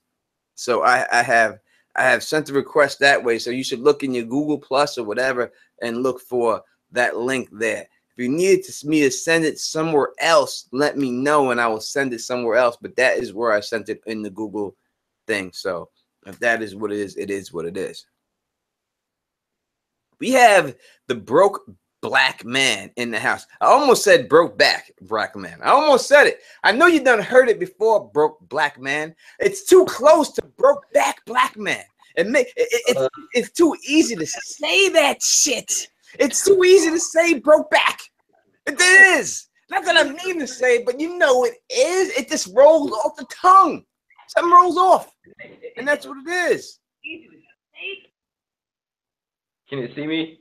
I can see you. We got. I was about to say I was watching you and it was echoing. I was trying to turn it off. I see you. Yo, Sir Hunch Reviews is on the camera phone. He's on the camera phone pulling the LT Giles in this motherfucker. Pulling LT, walking around and shit. LT getting on the motherfucking subway system and shit like that, drinking and shit, all that. Sir Hunch is on the fucking move. You got power on your phone, or you gonna run out of power, man? No, I'm good. I'm good. I was actually charging it while I was watching you. that's what it is. That's what it is. What up to my man? Back, man. He's I heard it before. I know you heard it before. No way, it's too close. It rolls on the tongue. What up to my man, the broke black man right there? You know what I mean? Straight up. He getting his dough up. He in college, man. He ain't gonna be. One day he's gonna be rich black man. And you're like, who's this motherfucker? Rich black man. That's what it's gonna be. Soon he gonna run into that shit straight up. You know what I mean? And that's it. So we got him. We rolling with Sir Hunch Reviews. Mark from Sir Hunch Reviews chilling with us right now. We got the invite out to the gray area. We'll see if she actually pops on, if she doesn't. But Sir Hunch, let me get your feedback on how did you feel about the goddamn con? How did you like it? Man, it was fucking awesome. Honestly, I got nervous and shit. So I was like, yo, let me go light a cigarette. But no, I'm outside. Honestly, it was a blast, man. I had a lot of fun. I'm glad we got to have a couple drinks and meet each other. That shit was chill. No, we have our whole panel taped, and I think people would love to watch that because we have, you know, some differences in opinion that might strike even more conversation in the comment section. You know what I mean? That was one of the reasons why I couldn't upload that, because apparently that was one of the panels that they were going to put on their secondary platform to make available like through Mischief Management or whatever. So that's why I wasn't able to upload that. And I'm not sure with the one that I uploaded already if I have to take that down. I'm not sure. But we got love on that panel. And as I said, it was a race panel, and it was not. Listen, it wasn't scripted. You gotta ask Mark. We had no person. I just said, yo, fuck it, I'm gonna take this over. I started running that shit straight up. You know what I mean? And we didn't have as many people because we were up against Ramsay Bolton doing his shit. But still, watchers of the wall, when you look at the review that they said when they put us out there, they put Mark's video on that shit and said that that was one of the best panels that they fucking seen the whole motherfucking con. Straight up, you know what I mean? That's not me saying that, so don't say it. I'm saying you can go and watch it to the motherfucking wall. Yeah, and it was winter. I think it was winteriscoming.net too. Yep, all saying showing love to the panel. You know what I mean? We had a great time. Who was the other guy on the panel? I got to say his name because he was great. Manu? Are you talking about the Manu dude? Yeah, that dude. What the hell's his name? That guy. I think it's Manu or Manu or something. Yeah, Manu, that motherfucker, man. Straight up, that dude was, you know, he came with the fire. He came with great points, and he did a great job. Then we had a chick join us on late. She happened to come late, but she was hot. She had a fat little ass for an Indian girl too. Yes, I said it. Yeah, I said it. You heard me. I didn't stop when I said it. She had some pretty. Like I say, I don't really see Indian chicks with fat ass, and she got a fat little ass for a little Indian girl. You know what I mean? She had a little bubble jumping off there. It's a little bubble will get you in trouble. I'm drinking. Goddamn it. There were some beautiful women there, bro. There was definitely. I would say this and I posted this on the Kind of Thrones app. I'm saying get the Kind of Thrones app. It's free. It's there. Sign up. There's people posting shit up there and all the time. It's still active. That was the hottest chicks I've ever seen at a con were in that motherfucker. Yeah. Honestly, all of the Daenerys cosplay, and I know I'm a big fan of Daenerys, obviously, but most of the women that did the Daenerys cosplay were fucking fine, dude. Like, I know one in particular, one that was dressed up in her costume as a hippie. I just read the chat. When she was wearing like her Dothraki, like when she was still with Cal, you know, the brown, you know what I'm talking about? Mm-hmm. Did you see her? Yeah, she like a shaved side of her head. She was really cute. And then there was another one who was like in that blue dress from like season 3. Great area's front. What's she doing? You coming up in this piece, girl? I see you in the chat, so you supposed to be up here. I sent you the invite. Let me know what's going on. Yeah, there was some hot Daenerys, and then there was some suspect Daenerys. I mean, I gotta be honest, right? I mean, I tell people. Let me tell you like this, all right? I'm gonna put it to you like this. I'm gonna try to be as nice and honest as I possibly can be. I'm not gonna cosplay as Tyrion Lannister because no one's gonna know, right? There's only a couple of characters I can go. I can go as Grey Worm, right? I could probably do a little Caldor. I'm not big enough to be, but if you know, right, that you weigh 85 pounds, you should not be wearing the Khal Drogo outfit. You got to know your limitations in life. You know what I'm saying? You got to know what you can pull off and what you can't pull off. And some people couldn't pull it off. You know what I mean? That's honest. I'm being as honest as a motherfucking can be. Hell yeah. I think I know which one you're talking about. I think we're talking about the same Daenerys.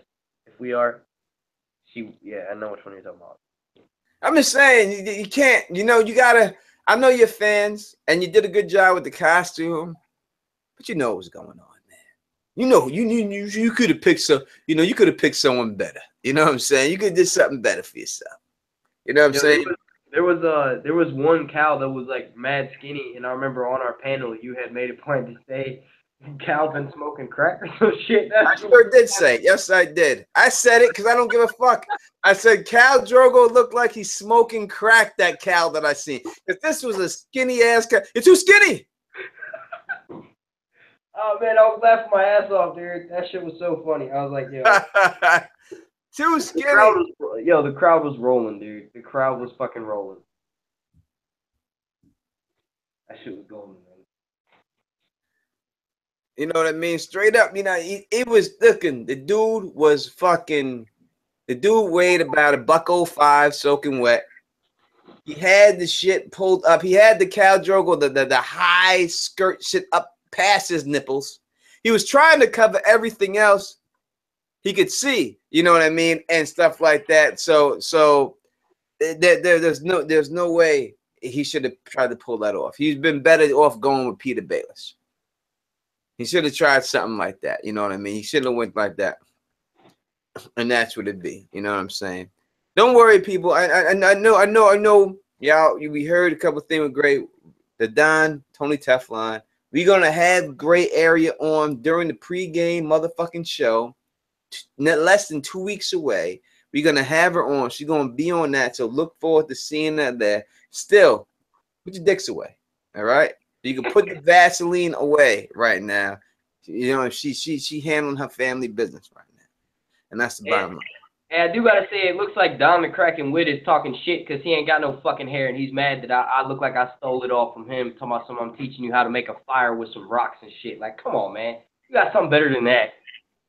Okay, I have told Don the Kraken Wit before that you can't say nothing about when you're bored. You can't say nothing about nobody. So there's nothing you can do. Man. You gotta leave the hair alone.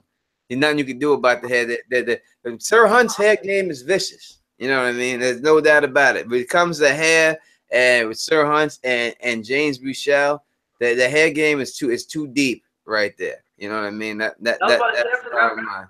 Kraken. James has got some good hair too. I remember in one stream I was in with him, he took his hat off, and I was like, "Oh shit! I didn't even realize you had hair under there, dude." Oh, all right. So yes, Donnie, play nice. You know, people's up in this motherfucker right now, straight up. I ain't taking my hat off, not unless I get naked. I tell people all the time. People say, "Tony Teflon, take your hat off." I will if you get naked with me. No homo.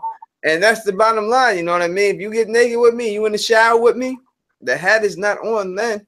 It comes off then. But beyond that, I got the rep New York. So I'm gonna say this right now, straight up.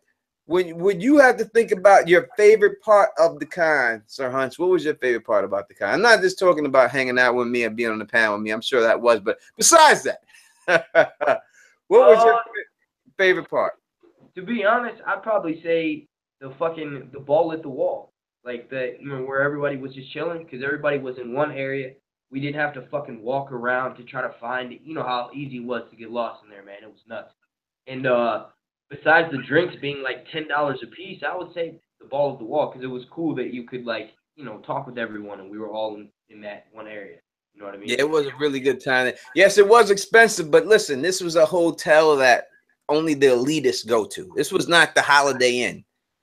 This wasn't the Motel 6. This wasn't, I'll take a hoe to the hotel, or to the motel, or to the Holiday Inn. This wasn't that. This wasn't that. This was Bentleys parked outside in the front, straight up. You know what I mean? This was Lamborghinis parked outside the front, straight up. That's where we the fuck up at this motherfucker. You know what I mean? So them charging people $10, $20, they probably expected everyone just to have it. You know what I mean? Like that. That's why the Don Tony Teflon smuggled my shit up in that motherfucker. I smuggled my shit because I'm from the hood, son. I know how to do it. I've been to movie theaters. I've done smuggled snacks up in the movie theater. That's right. I did that shit. I done smuggled snacks to the movie theater before. You did too, goddamn. You just ain't gonna admit it, but I will. I know how to do it. I still do that, dude. I still do that shit. I have my girl put them in her purse when we go in, right before we get in. You better. I ain't paying $10 for some fucking snow caps. Fuck you. How dare you charge me $10 for a goddamn Milk Dud box? It's a Milk Dud. And them shit is always hard as a rock anyway. I ain't never got a Milk Dud that's been soft in my goddamn life. Ever. Ever. Alicia said snacks. She's taking whole meals and desserts in there. I haven't done that, but that's actually a good idea. I don't blame her. You got to, goddamn it. You got no goddamn choice. These motherfuckers trying to break you off. I'm about to stick somebody up in this motherfucker. And that's it. That's what you got to do it sometimes. Let's not bullshit about this shit. Did you eat at that pizza place where everybody was always at, like getting pizza from, like the wood fire pizza place or the No, shit? I don't eat pizza from New York. I don't fuck with other states' pizzas. Straight up, I don't only eat pizza from New York. That's it. But I ate at Stacks. I ate at Stacks in there for the burgers and shit. Yeah. I ate there and shit like that. I was gonna try that, but when I went there, I didn't realize I was at the wrong end of the line. And like, you know how you have to order from the front, like you fill out your little card and shit, and then give it to them. I went straight up to the thing to put in the order after waiting in line for like 15 minutes, and then they told me, "Oh, you're supposed to go down there, and fill out the card, and then give it to us." I was like, when I went out to eat with Aziz and all the other people from when I got there with Elijah, Aaron, and all them were there, we had to pay about almost $50 a plate for the food. And I heard that was at the Jack Daniel's grill. Yeah, the Jack Daniel's grill. You had to get $50 for the plate, and you didn't even get to pick, like, you had a choice of 2 meals, and that was it. What did you get? The guy came to me and said, "What do you want, the chicken?" I said, "No, motherfucker. Why do you think that? Why do you think I want the chicken?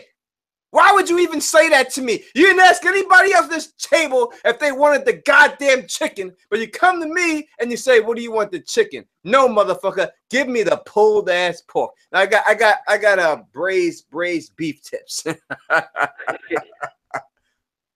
That's what I had up in that motherfucker.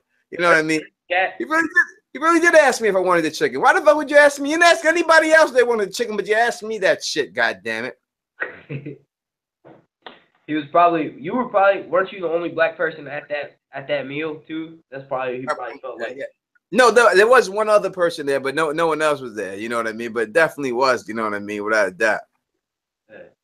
Yeah, it was no Kyle fucking chickens there, right? Maybe they would have asked him for some goddamn chicken.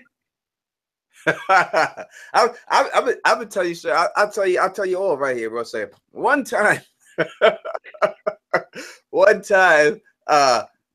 I said so. I did something. This is before I met Kyle, and then he commented on my thing, and he said, "Tony Teflon gets 2 chickens," and I was like, "What are you saying? Some racist shit to me, Kyle?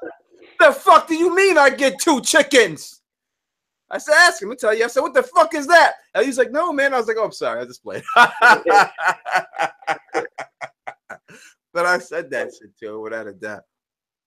That's funny. That was like his rating system or whatever. Like he was saying. Yeah, his rating system. He was like, "Tony Teflon gets 2 or whatever chickens. You're down." And I was like, "What the fuck do you mean 2 chickens? Come to me with that shit. What you mean?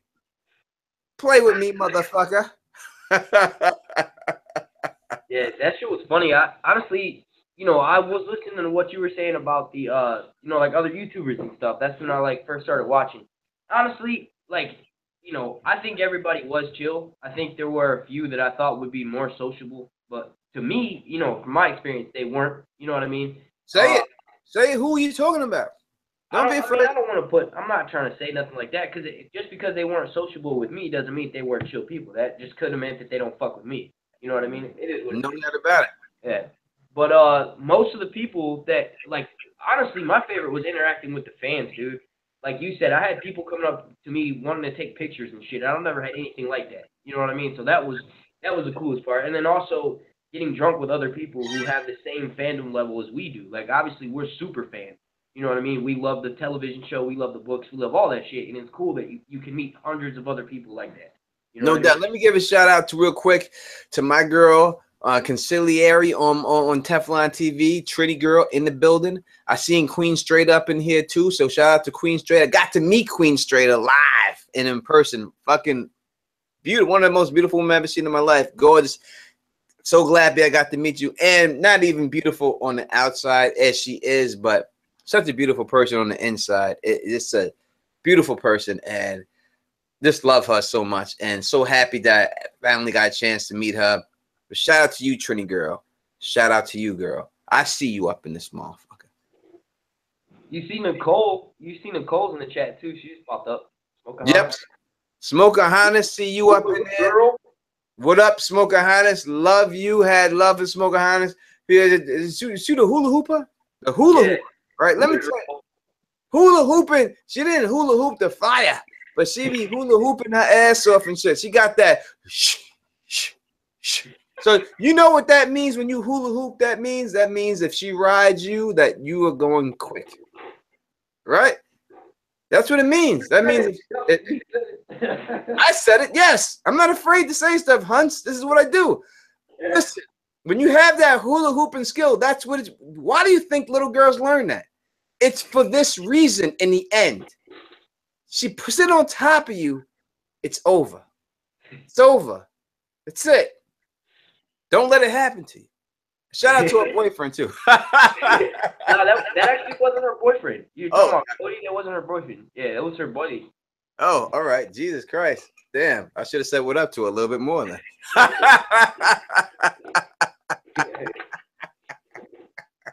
yeah, she posted all of those videos of her doing the hula hoop stuff on her Instagram.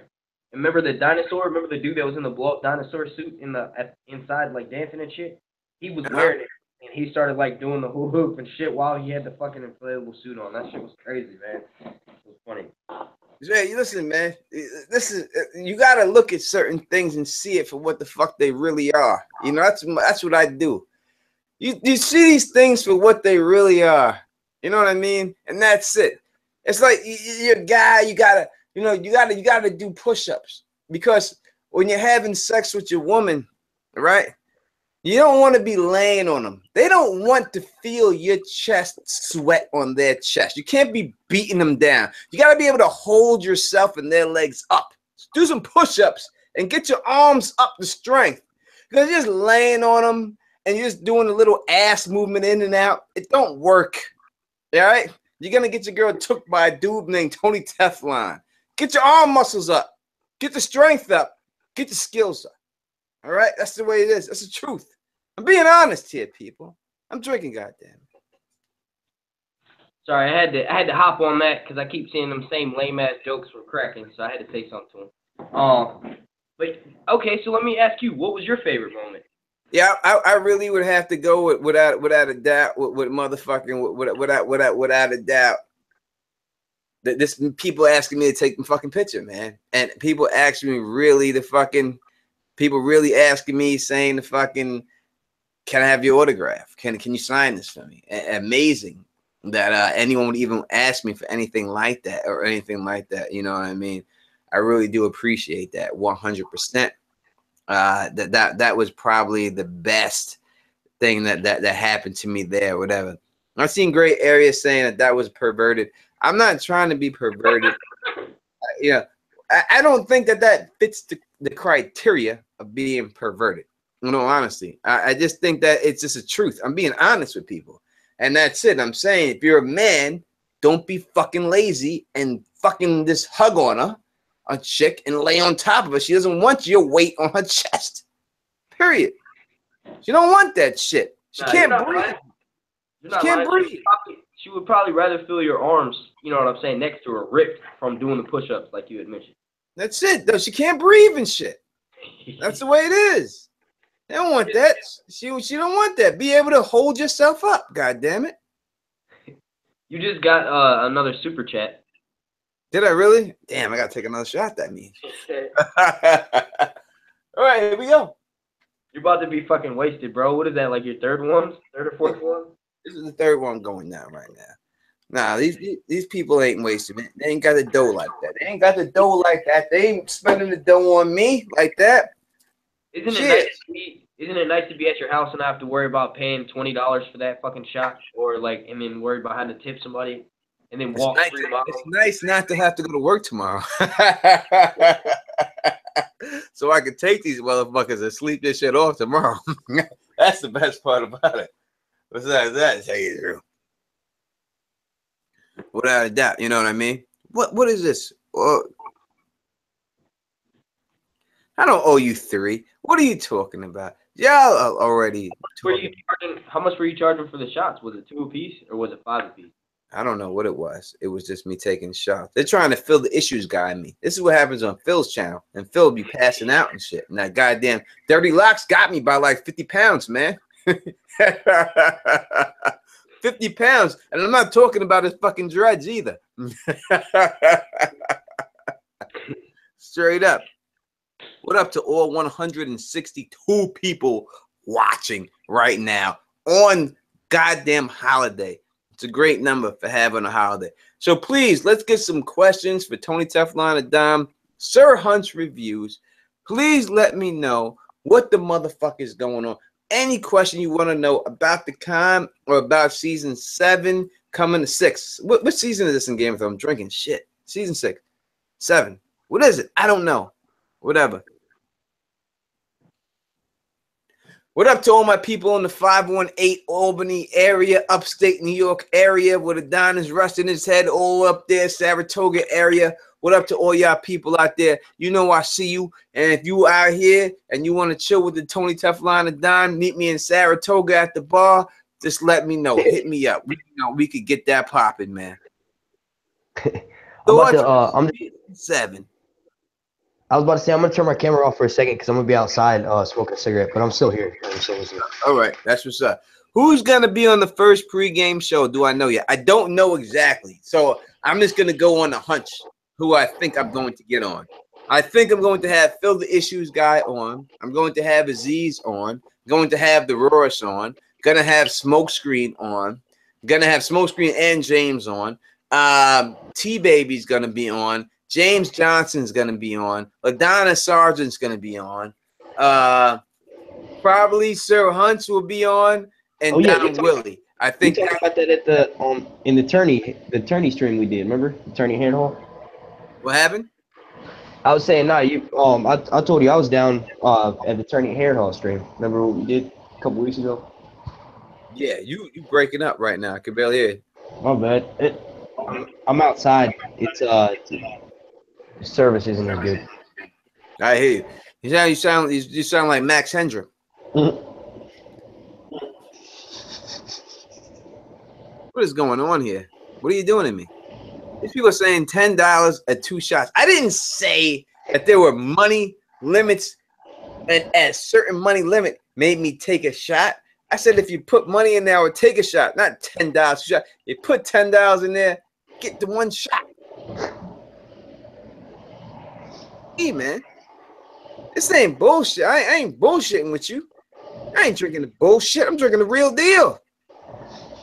You're going to take that shot right there. You got your shot coming. Don't worry. I promise you the shot is going down. There's no doubt about it. I should have motherfucking ate that fucking pizza that people offered me earlier today. Should have ate it. But I was like, how am I going to eat pizza on 4th of July? I have to eat burgers and french fries. That's just what you do, right? Or yeah, hot dogs. Yeah, I had to do it. So, all right, we'll take the shot. Don't worry. I promise you on that. Question: what will be the biggest reveal of season 7? And what were you waiting for to confirm or deny your possible theories? Sir Hunch, what's the biggest shit gonna happen this season? I'd say what? Turning hair because that's the final piece of the puzzle that we need. In my opinion. Think Turning Hair is a good look? Yeah, either that, like, because that'll further confirm. Oh shit, you just got another super chat, dude. They're trying to get you fucking wasted. These fuckers. This is a problem now. How do y'all have money? The economy is bad. What are you doing to me? Yeah, you guys got to give them at least 10 to 15 minutes in between shots. But no, I think that Turning Hair Hall, just because that'll confirm, I think there's still a lot of people, I'd say at least 45% of the people that watch that are still in doubt about Jon's true parenting. So I feel like that's another reason why we need the Turning Hair Hall flashback. And I think that'll be the biggest reveal of the season next to, I don't even know, maybe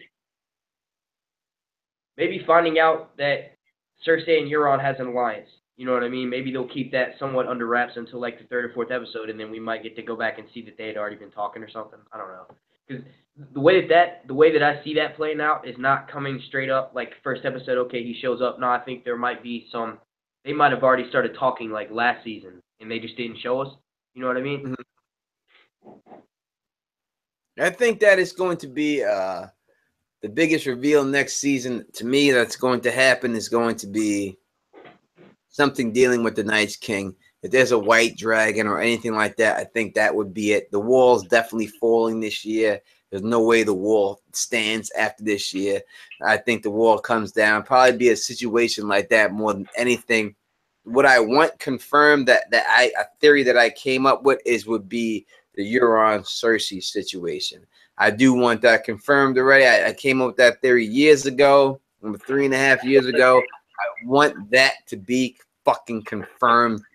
So everyone who made fun of me when I said that shit all that time and told me I didn't know what the fuck I was talking about and all that shit, I want that to be confirmed so that they can just suck the big one. And that's it. That is the reason why I want to really piss on these people for that. And that's what I want to be confirmed. I mean, if I could have any theory that I ever came up or I said to be right, I would more likely want the pink letter to be written by Stannis Baratheon. In the show, we know we have Ramsay do it because Stannis is dead at that time. In the books, that's what I would rather have. But in the show, I want fucking Euron hook up with Cersei so that people could know what the fuck the deal. I knew what the fuck I was talking about back then. I'll do my fucking duty down the crack and wait. Don't worry about it. One of your videos from a couple weeks ago, you came up with Euron Cersei. What happened? That's not me echoing because I got the shit on mute. I don't know what's going on. But either way, I saw you had said that, and I went back and watched that video, and that would be some shit. I know you would probably get an immediate, 500 sub boost from that. Because that's like a 3-year-old prediction, bro. Like, not only will potentially come to fruition in the novels, but it's coming in the show. You know what I mean? Yeah, I would hope so. You know what I mean? I hope it goes down like that. I hope it's a good situation like that and everything else. I hope it is. Let's get this shit popping. Yeah, I was about to say I don't even drink, dude, and I was saving this beer for the fucking for the premiere. It's called Dragon's Milk. It's some fucking 11% IPA. But if they're willing to donate to you another $10, I'll fucking open this right now, and me and Tony will chug a beer. What's up with that? There it is, and then you can save my life. Saloon. Oh. Trying to kill me. You're supposed to be down with me, and you're trying to kill me. That ain't right. You're gonna make me get drunk and have to run naked through the streets to try to fucking get the drunk off me, and I'll do it. I've done it before. This ain't new. In New York, though, man. In New York. Yeah, listen. Yes, I have a pistol permit, so I'm jogging strapped up. That's the way it's going down, baby. It's going down. That's what it is. I will shoot somebody. I will shoot you. Fuck around. Don't think I won't. Are you lighting any fireworks up there? I do not. It used to be back in the day when I was in Queens and stuff like that. The best thing about 4th of July was really the 5th of July, because you were able to, at the 5th of July, go out there and find so many fireworks that didn't go off that you'd have a boatload of them. We used to fucking shoot. We used to take Roman candles and shoot them at each other. Like, we used to have fireworks. That's what it was in the city. It was like beef and with your friends. And you shoot fireworks. We used to take, when the Roman candle was done, we used to put bottle rockets in the holder and light them and hold them out and shoot them at each other and shit. We did that. Especially the whistlers. The whistlers were the best ones. What's the whistle? When you shoot the bottle rockets that go ee. Oh, I know which ones you're talking about. Those are the. I don't know how the fuck one. I guess it's because I'm on my phone. I'm about to switch to my computer. They donated that $10 though, bro. That's good. That's good. I'm glad they did. I'm glad the fuck they did. See, this is something that Timo does. Timo likes to see people get drunk. I don't think Timo's ever donated to me though, but she likes to see people drinking. That's all. I seen her taking Jello shots. She's all about that. She likes to see people drinking. Was she at Con of Thrones? No, she wasn't. Unfortunately, she was not there. Not whatsoever. I'm plugging in my mic now. They want me to open up that beer, dude. Should I You open heard it. You said you do it, so you got to represent, man. And it? that's All right, I'm about to. Just let me plug in my mic real quick. I don't know why I'm echoing. It's weird because I don't have that shit playing in the background. It might be because it's coming through the speakers on my phone and then picking it up through the mic. But I have my headphones on, so I don't know why it's doing that. probably because I don't have mine on. But you know, I don't rock headphones. I'm not down with that. I could turn my volume down a little bit, and maybe that'll make it better. I had it up at 98. I can take it down to like 40.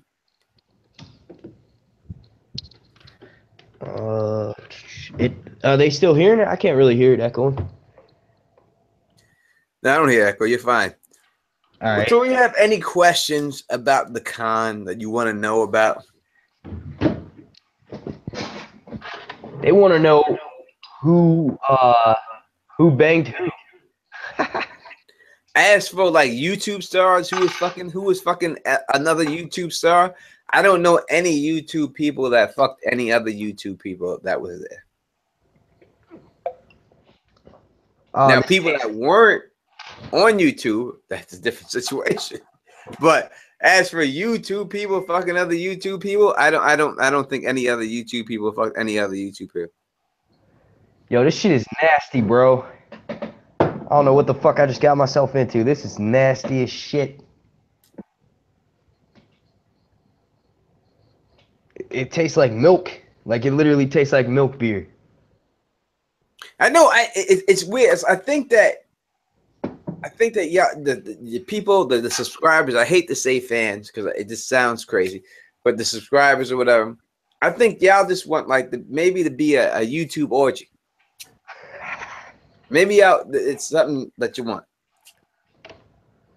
I don't think it go down like that. And I just don't think that, you know, certain YouTubers aren't getting fucked by anybody. That's just the truth. Tony Teflon, the Don. I'm not a side piece. I'm the main motherfucking course. You can't just have me, right? It's not possible. You can't just say I want to fuck Tony Teflon and you're gonna fuck me. It doesn't happen like that. I'm not that dude, man. I'm not easy dick. I don't get down like that. You know what I mean? It's not the way I get down. So I don't spread it around like that. You know, this is not the way I am. That's not who I am. That's not the way it goes down. You know what I mean? So, you know, maybe other people do get down like that or something like that, but that's just not for me. I just not, you know, it's just not gonna go down like that for me. I've never heard him say that. He said it's not free. Can't do that. I'm not that easy there. It's not you can't buy me a burger and fries and think you're getting in my pants. It ain't happening like that. You got to bring something to the table. Ooh. To the table. Hold on a second. You're getting called out in the chat room. Look what Smokeahontas. What happened? Look what Smokeahontas. What did you say? Say it out loud. She said I could have fucked Tony. She could have got it. No, she could have got it. She's saying Smokeahontas is saying she could have fucked Tony Teflon with them hoop skills, with them hula hoop skills. I'm saying she may have had a chance. She may have had a chance. Hey, well, tell me what. Everybody that had seen her, I was like, she's really attractive, isn't she? They were all like, yeah. She really was. No, she's a hot chick. There's no doubt about it. I mean, you gotta put it like it is. You gotta. I don't gotta lie about it, you know what I mean. But the hula hips, the hoop shit, you know what I mean. I'm like, yeah, it could have. You know, who knows? You know what I mean. Who knows? Who knows? All right, I mean, who knows? But the hips, that, you know, she's like Shakira in that video. My hips don't lie. That's what I think about when she is Spanish. She is Spanish. She's Puerto Rican. Huh? She is Spanish. She's Puerto Rican. Puerto Rican women love me. It's a known fact. I'm from New York. You know what I mean? I've been with a billion Puerto Ricans. I had a billion Puerto Rican ex-girlfriends and everything else. So a lot of people think I'm Puerto Rican or Dominican. I thought you were mixed. Yeah, people don't even be thinking Puerto Rican, Dominican mixed. People don't be thinking I'm black. And don't be thinking every time I see people think I'm Puerto Rican. They think I'm Dominicano. All the Puerto Ricans think I'm Dominican and they hate me. Because in New York, the Puerto Rican people don't like Dominicans at all. You know what I mean? That's the way it is. So all the Puerto Rican dudes who be seeing me to be thinking I'm Dominican, they don't like me. You know what I mean? That's the way it be and stuff like that. But then all of a sudden, all the women, they like Dominican dudes. So it is what it is. You know what I mean? So I am whatever you want me to be for that night, as long as your ass is big enough. I was about to say how it is in Philly too. Huh? That's how it is in Philly too. That's the way it should be. Tony, did you go to the con to fly your Greek flag or freak flag? I did not fly. I'm not Greek, though I know a lot of Greek women. She said geek. Queens, obviously, and I ate a lot of gyros, believe you me. And I would say, but I didn't fly the freak flag or the Greek flag. I just went down there and displayed the House Teflon banner. That's what I was there for. That's what I did. I just went there to represent on the panel. That was my whole motherfucking mindset when I went there, that when I'm on the panel, any panel I'm on, I'm fucking representing. I don't give a fuck how many people in the crowd or who's there. I'm representing. And that's it. Representing Tony Teflon the Don, my house, the small council, the hype swatch. We making our mark. We in this motherfucker. That's what I was thinking. Why didn't James of Thrones go? I don't think he knew about it or got invited or anything like that. Oh. The only reason I got invited is because I went on the stream and told everybody to go on Twitter and the hashtag fucking Tony Teflon to the con, and they did it, and the people from the con contacted me. The only reason I got on. They never did that. I would never been on there. Yo, the fucking chat is going off right now, bro. She said geek flag, and then you went on saying I ate a lot of fucking gyros. Oh, well, you listen. If you're Greek, I thought I said Greek. I'm sorry. She said.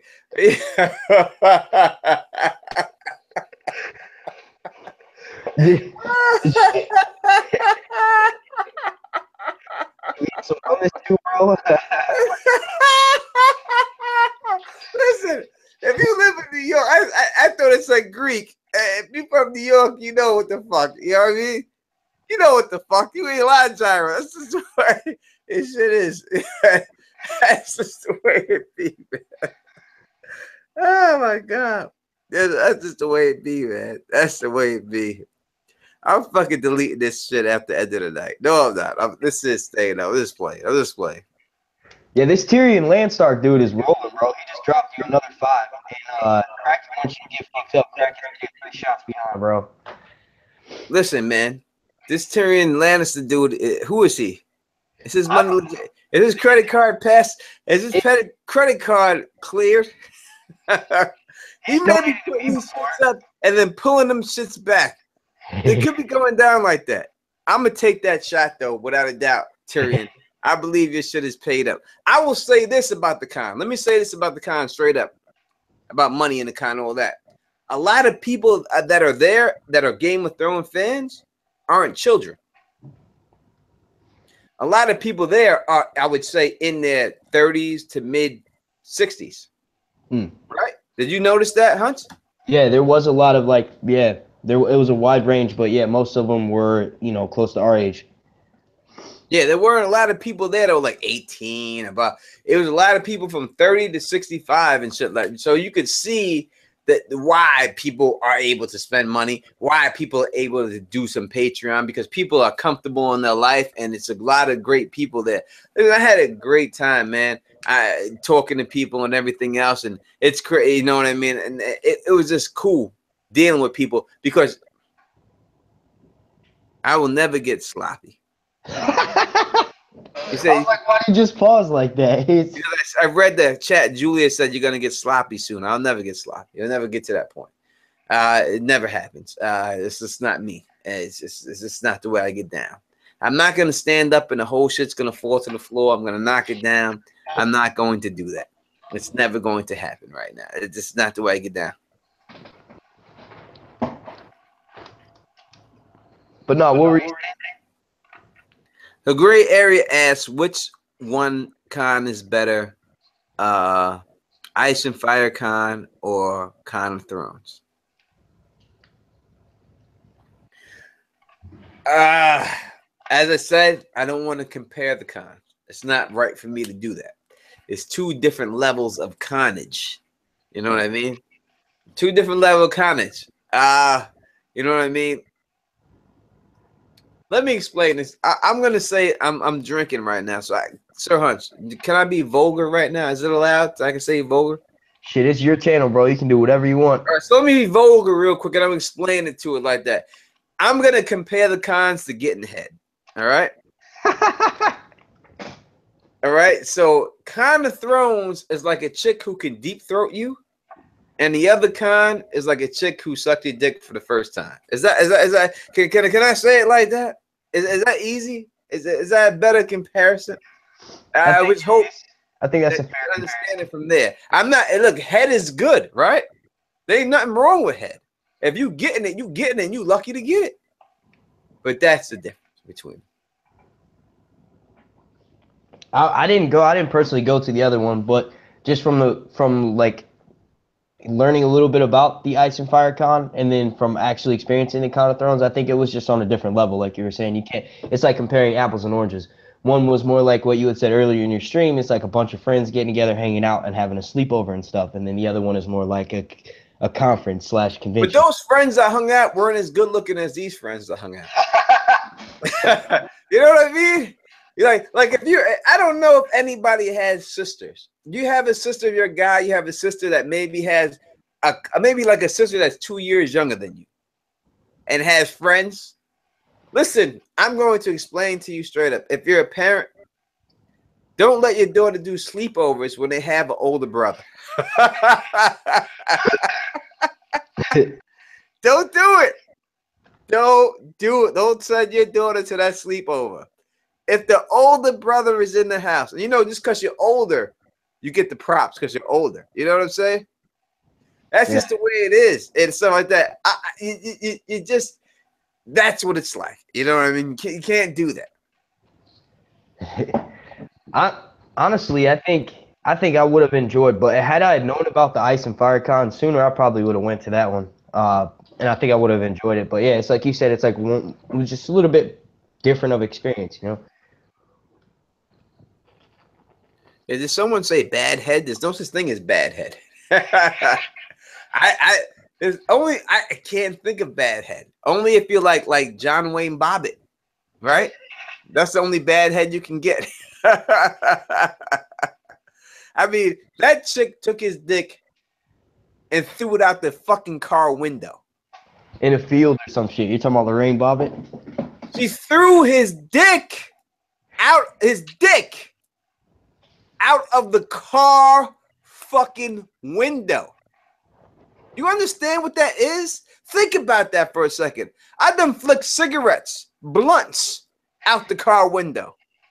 She threw a person's dick out of the car fucking window. That's crazy.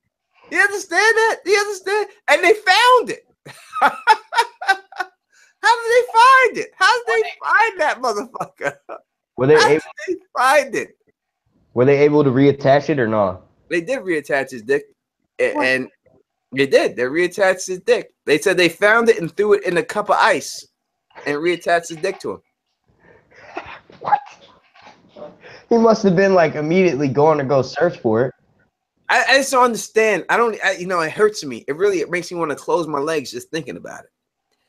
But this when you really think about it, to throw, all the cigarettes and everything that's thrown out of a car window, chewing gum, it was a fucking dick. She threw it out. Not only did she cut it off, she took it with her. You know what I'm saying? She's like, we got to go on a ride. We got to go for a ride. She cut his dick off and took it with her and then threw it out the window. She must have cut it off and took it, realized she had it, and said, what the fuck am I doing with this? And threw it out the fucking window. That's terrible. I still can't believe they were able to reattach it. He must have been like following her or some shit to see. You know what I mean? Like, how the fuck? That's good. Did he get a dog to like go try to sniff and find it? Like, how the fuck did he find that shit? I don't know how they found the dick. How did they find the dick? I don't know. I'm just glad it wasn't my dick. If it was my dick, it probably wouldn't have been that hard to find. But then, bang, right? Had to say that, right? But obviously, if it's anybody's dick, it's gonna be hard to find because there ain't no blood in that motherfucker, right? That's just the way it is, man. That's just truth and shit like that. But I thought it was a good one. I had to put it in there. Like, how do you explain that when you're fucking a chick later on and she's like, "What is this big ass scar from?" And he's like, "Oh, I had my dick chopped off, but don't worry, I had it reattached. Everything's good now." I'm like, what the fuck, dude? How do you explain that? You gotta be happy. If you're getting a blowjob, there's no reason for you to complain. I don't care how good it is or bad it is or whatever you say. You could teach her to get better. You could teach it. It's nothing to complain about. I'm gonna tell you straight up, because when I was younger and shit like that and growing up and shit, it was hard to get a chick to suck your dick. You had to fight. I mean, I used to have to, I used to have chicks. I'm gonna tell you a secret. I used to have chicks, like kiss on my chest, and then, my dick is like hit above my belly button and shit. You know what I mean? So I used to like pull it out and then have it, because my dick goes above my belly button, and have it sticking above my belly button. And like, oh, kiss down my chest, and and eventually they would hit it. Nowadays, since this internet shit happened, these chicks will suck your dick before they fuck you. Like, they're looking to do it because all this porn, they're looking to do it. That's the first thing they want to do. That's the truth. I'm just saying the truth. I really am, and that's what it is. I'm not gonna talk no more about that right now. I think it's more of like women feel more empowered, so they feel like it's okay to do certain things like this, whereas back in the day it was more of a stipulation on it where you would be considered a slut, and now it's more of like an empowering thing. No doubt about it. We're gonna go back to Game of Thrones. I'm turning into a fucking Christina Spinks fucking ginger ale chat from Monero Geek TV if it's going off the edge and shit like that.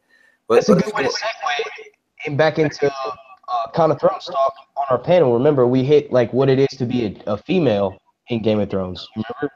Yes, sir. That was one of my favorite parts of the conversation, because it was interesting to hear, everybody's different opinion on how Yarsha, was that what we came up with? Yarsha should how she couldn't sleep with her basically her men. Yes. So we turned the coin, Yarsha, so we get them confused and shit right there. And one thing we were talking about on the Race of Thrones panel was that how that she was made, in my opinion, to be a lesbian. Now we know that she's not a lesbian in the books, but I think that the reason why they made her a lesbian on the show is because they wanted to show that she was more a man enough to rule these troops, that they had to make her a lesbian.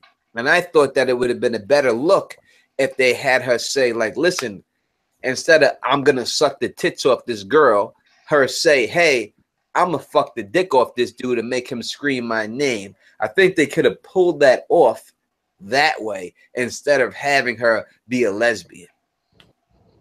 Yeah, I agree with that. I think that they could have handled it differently. And I also agree with, I can't remember if it was Manu or the woman, I think her name was Prona, that had made the point that basically she could have been asexual like Varys and still, not had to be made up to be a lesbian for the TV show. You know what I mean? I like that one a lot too.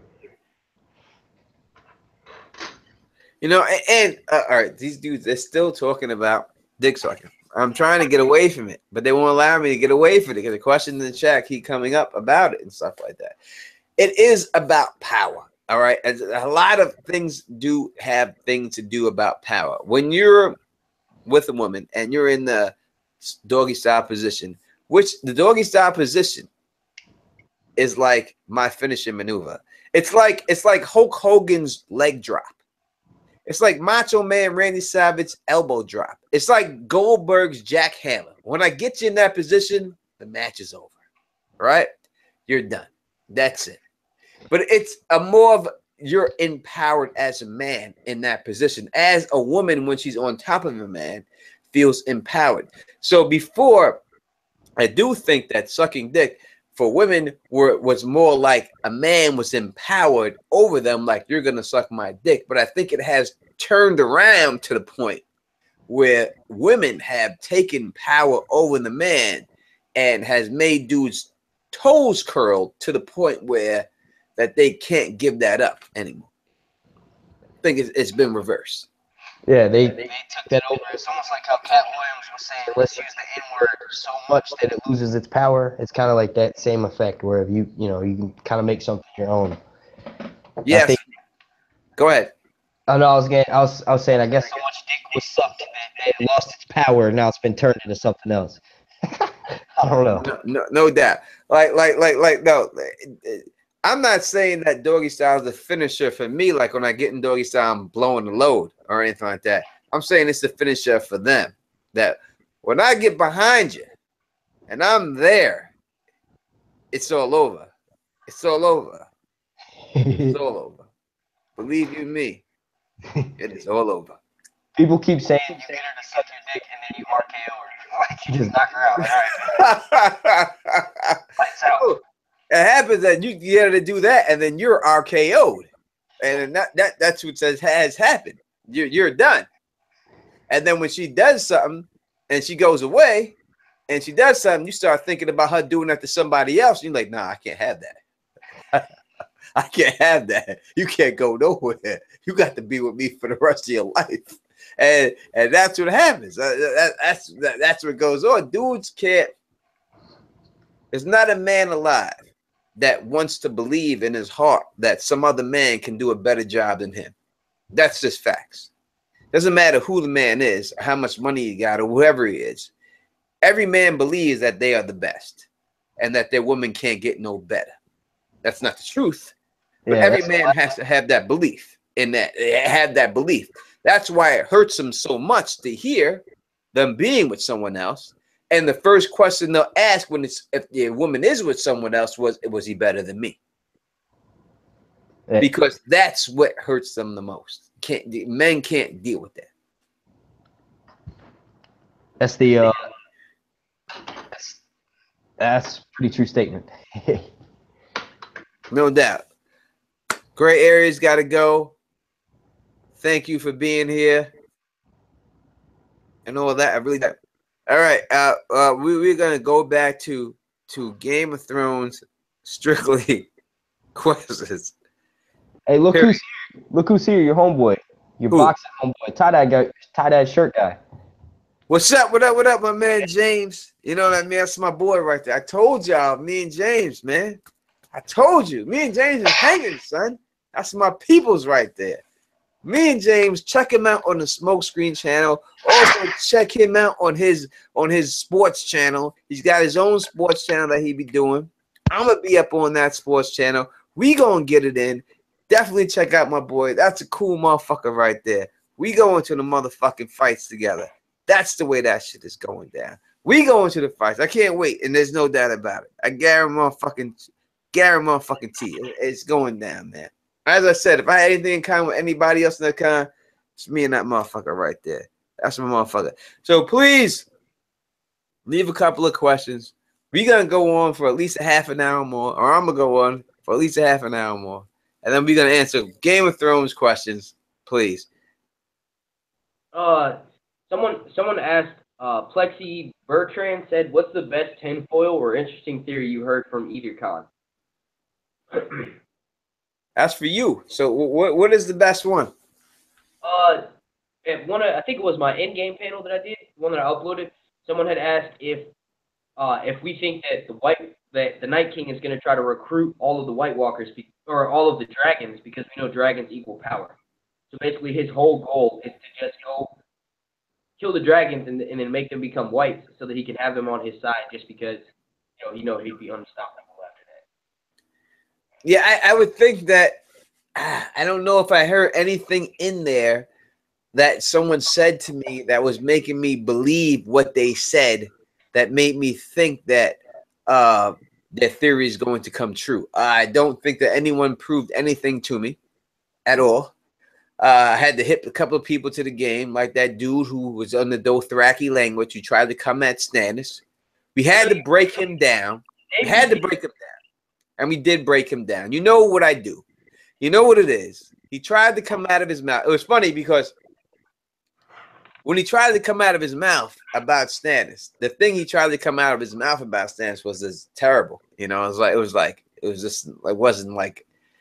easy. It was like he set that up for me. You know what I mean? Like I wasn't gonna say nothing about it. I let him slide a couple of times, and then he started saying like blasphemy, like he was. And I called it actually on the panel blasphemy. Oh, this is blasphemy. This is fake news. And he was saying stuff like Stannis isn't a good leader. He's not a good commander. And I'm like, he's like, Stannis couldn't lead a McDonald's. And I was like, what? What are you talking about? I was like, are we talking about the guy who smashed the Greyjoy fleet? Are we talking about the guy who smashed the wildlings? Is that the same guy who held Storm's End in the siege? This is the guy we're talking about here. So, you know, it was pretty much put on a T for the Don with that one. You know what I mean? It could have came with a different situation about it. He tried to later on, and still that got shut down too. But you know, panel, or at least listen to it. I gotta see this because I missed that one. I gotta see it. It sounds like it was a really funny conversation. Oh, it was great. Everyone loved it. Everyone loved that one the most. I wasn't playing around. I wasn't. You know me. You know me, man. If you try to come, I was baffled by the fact that he would actually try to come at me with that. And he should have known better. But as I said, when I was done with the conversation, he said straight up that, oh, you know, you made me look at Stannis in a different light. You know what I mean? Bottom line, and all that, and that's what it's all about. And this is someone who, you know, works with the showrunner, like at least every season, because I think he writes all the scenes and then has to go there and teach. And still got shitted on by Tony Teflon and die. You know who I am. I don't give a fuck. I'll shit on you if you come down. What up? The smoke screen's back in the building. You know what I mean? He came back up in this piece. Who else? Did I talk about every YouTuber that was there that I seen? Was there any other one else that I seen and didn't talk about there? I think I talked about everybody that was there. Talked about the Roors. We talked about the Roors already, right? Yes, we did talk about her. The Roors and her deep dish titties. Somebody commented on my video when I said that I had met her. Someone actually commented and was like, were her titties as big as they are in her videos in real life? And I didn't even comment to that, but I know you would answer that earlier. You said they don't get justice, like they're actually bigger. They are. They're not. Am I lying or what? Honestly, man, the one time I saw her, it was like, I say, Sir Hunch is scared. Yes, they are. Yes, they are. I think she might wear like a padded bra or like a sports bra on YouTube, because they definitely are. They're nutso. They're there. I mean, they're there. It's there, and that's the bottom line. It's there. They're there. They're there. That's it.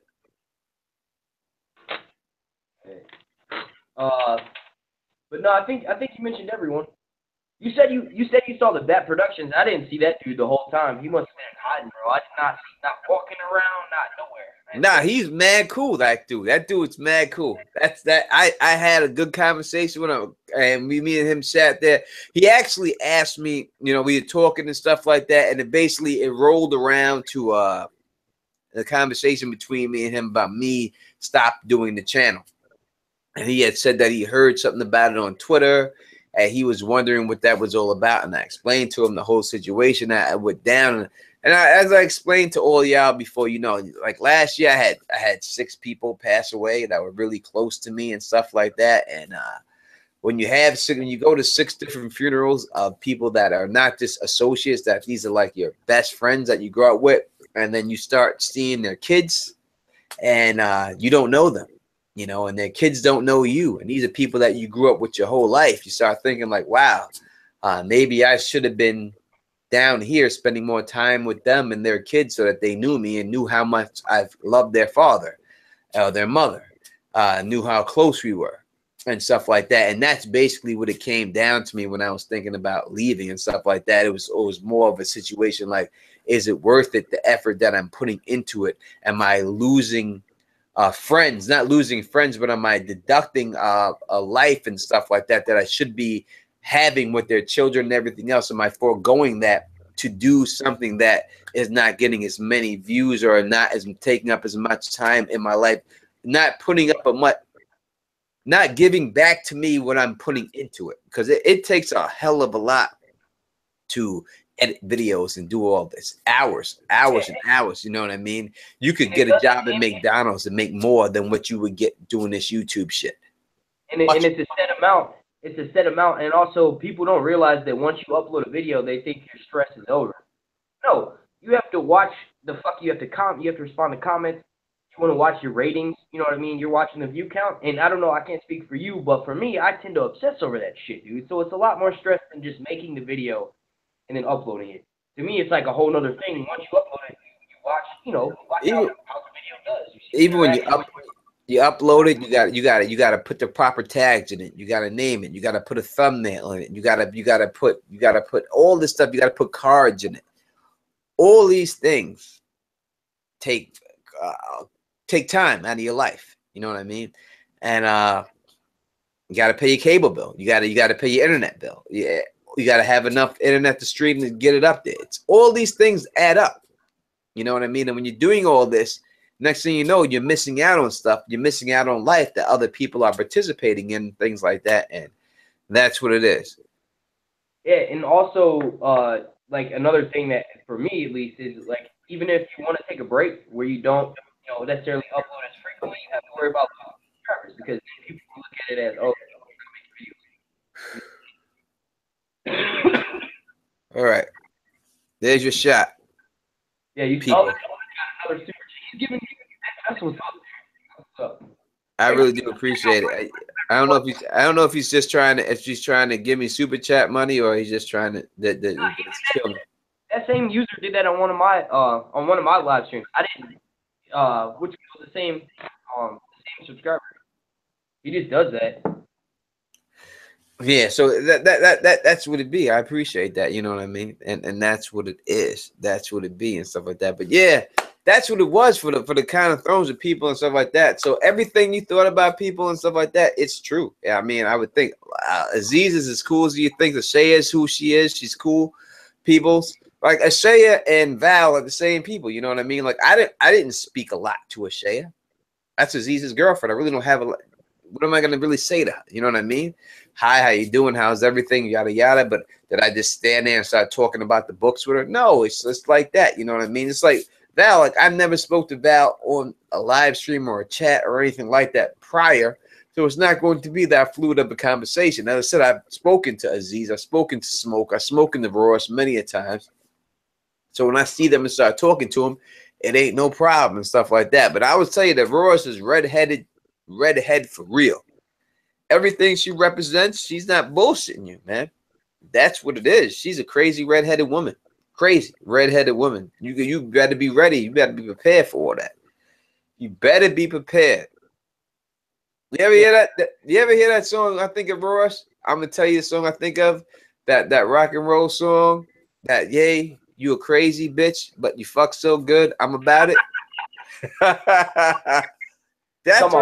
That's what I think of the Ross. When I think of her, that song, that's like her theme song. Like, shorty, you a crazy bitch, but you fuck so good. I'm all about it. That's what the fuck she is, motherfucker. Ain't no doubt about it, man. That she's a crazy chick, son. But she fuck so good, you about it. That's what I think about it, straight up. That's the way I'm gonna say it. I'm as real as it gets. I say the truth, and I don't think that's any disrespect. I'm just saying that's just what it bone fucking be, man. She ain't bullshit when she tells you what it is in the chat, and you might think, oh, she's just saying this. She's telling you the truth.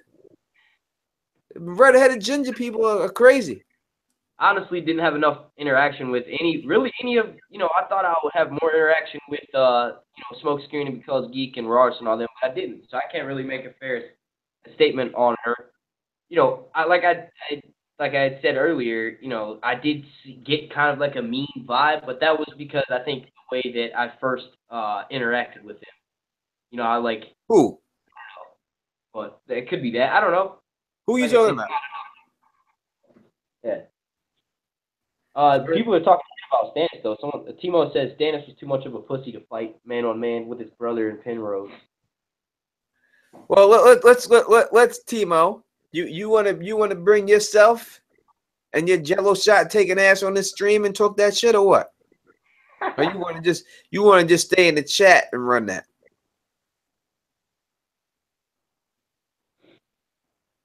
Yeah, no doubt. Bat Productions is my man, 50 grand. He's mad cool. He already agreed to come on Teflon TV. So we definitely doing that. I got something working out. I'm trying to work out with a bunch of YouTubers. I already got Aziz to agree to it. I got the Royce to agree to it. I don't know if Smoke knows about it yet, but I'm going to talk to him about it.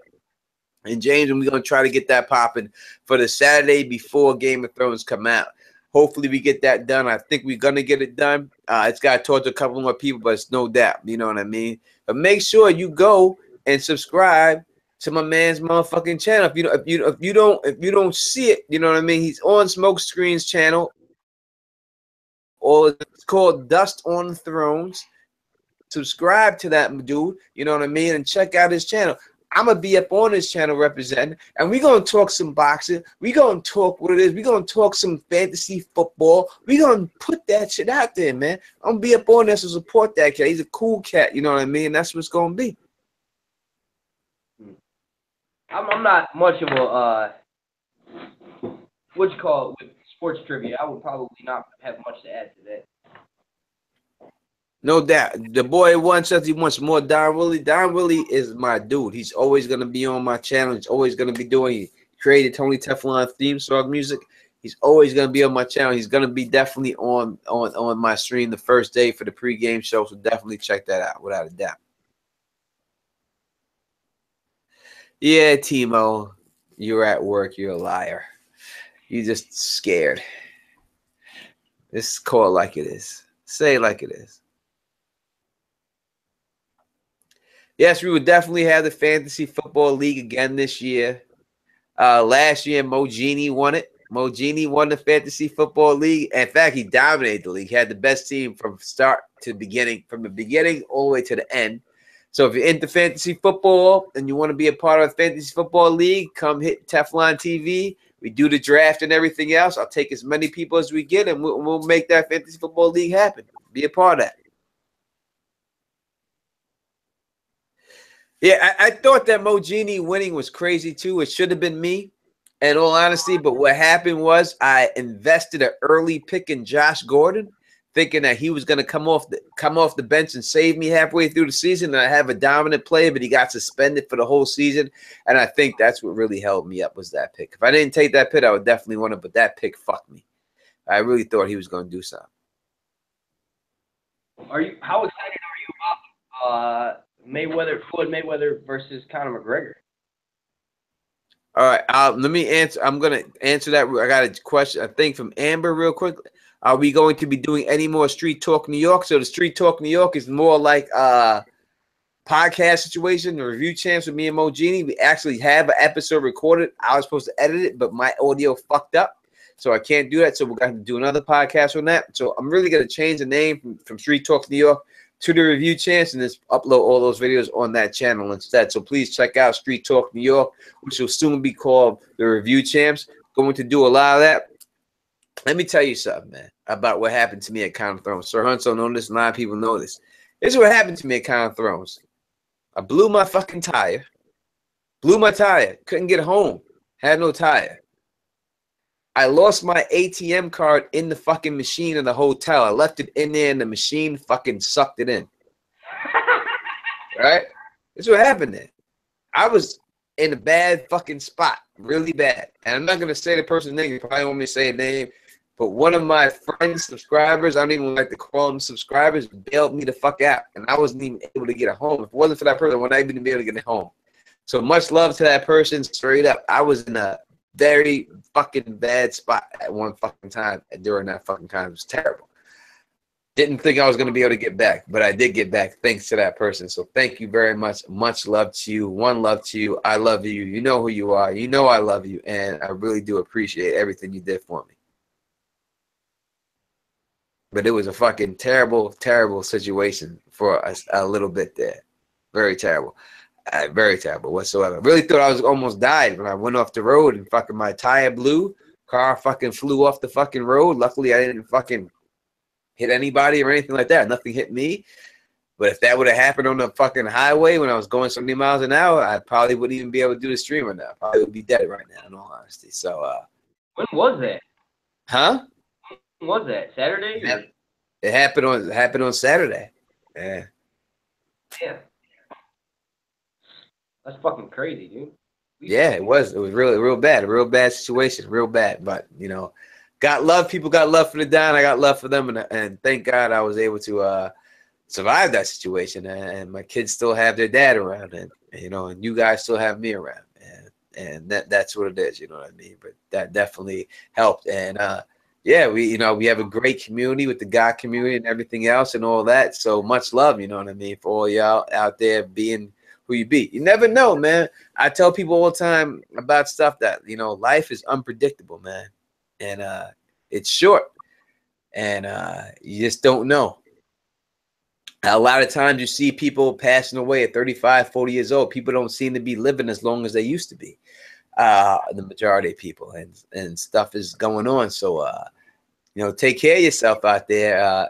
And every second you get is a blessing on this planet, man. So no matter what you're going through, know that somebody else wishes that is not alive, wishes they could be going through it. So no matter how bad your day is, somebody that's dead wishes they could have that bad day.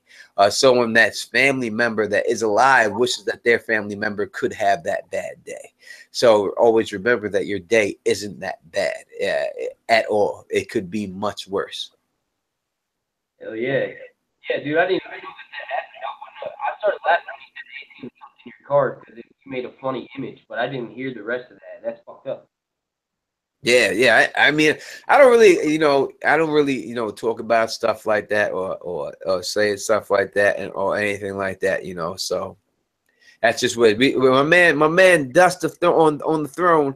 He's talking about a little Conor McGregor and Mayweather stuff. So I'm going to talk about this Conor McGregor Mayweather thing real quick because that's a big fight that's happening. I'm sure everyone here knows about it and everything else. So Conor McGregor has no chance. It's not going to be a fight. The only thing that's going to help Conor McGregor is that he used to fight at 175 in the UFC, and Mayweather is really a 147 fighter, so he'll be able to take the punches for a little bit longer. When you look at the level of aggression, all right, and this is, I'm going to tell you the truth about when you look at the level of aggression that a boxer can have against someone who's fighting MMA and is able to approach them without having to worry about being taken down, there's no way he's going to be able to match that. Because in the UFC, you can't have that level of aggression when you're throwing your hands because you have to worry about someone just grabbing your legs and throwing you to the floor. So a boxer, you could be more aggressive in approaching someone throwing punches. So when that happens, he's not going to be ready for it. He's damn too slow, and he's getting lit up by his sparring partners. Just look at the YouTube videos. He can't take his sparring partners. And when it's not his fault, when you're asking someone to fight someone who's been boxing since they were 4 fucking years old and turns out to be one of the greatest defensive fighters of our own time, it's not fair to him that he thinks that he's going to win. Does he have a puncher's chance? I have a puncher's chance versus Mike Tyson. Am I going to land that punch and beat him? No. I'm going to get that punch land on me and I'm going to get knocked out. Anyone in the world has a puncher's chance. Anyone. It doesn't mean a shit. It doesn't mean a thing. He's out of here. And he gets tired in 5 minutes of the first round. If anything Floyd Mayweather is known for, he is known for his stamina, his training. He doesn't drink. He doesn't smoke. He's always in shape. It's not going to last more than 5 rounds. Well, I agree with you. Obviously, someone who fights like with 5 different martial arts styles by knowing a little bit about each style, but not too much focusing on one, like Floyd Mayweather, like you said, has been a boxer his whole life. The thing is, though, is Floyd's getting old, man. And I've seen Conor. I've watched Conor more so recently than I've watched Mayweather, meaning he's more in his prime. He's also has, I think, more of something to defend because everyone thinks the same way. Like, yo, he's a boxer. What kind of chance does he have against a boxer? But honestly, I'm with you. I just wanted to make a counterpoint. Like, you could say that he's, like 20 years younger than him. Also, I hear you. I hear you. I wouldn't exactly say 20 years younger. I would say he's a little bit younger than Mayweather. And I will say that when it comes to age in boxing, that age does matter.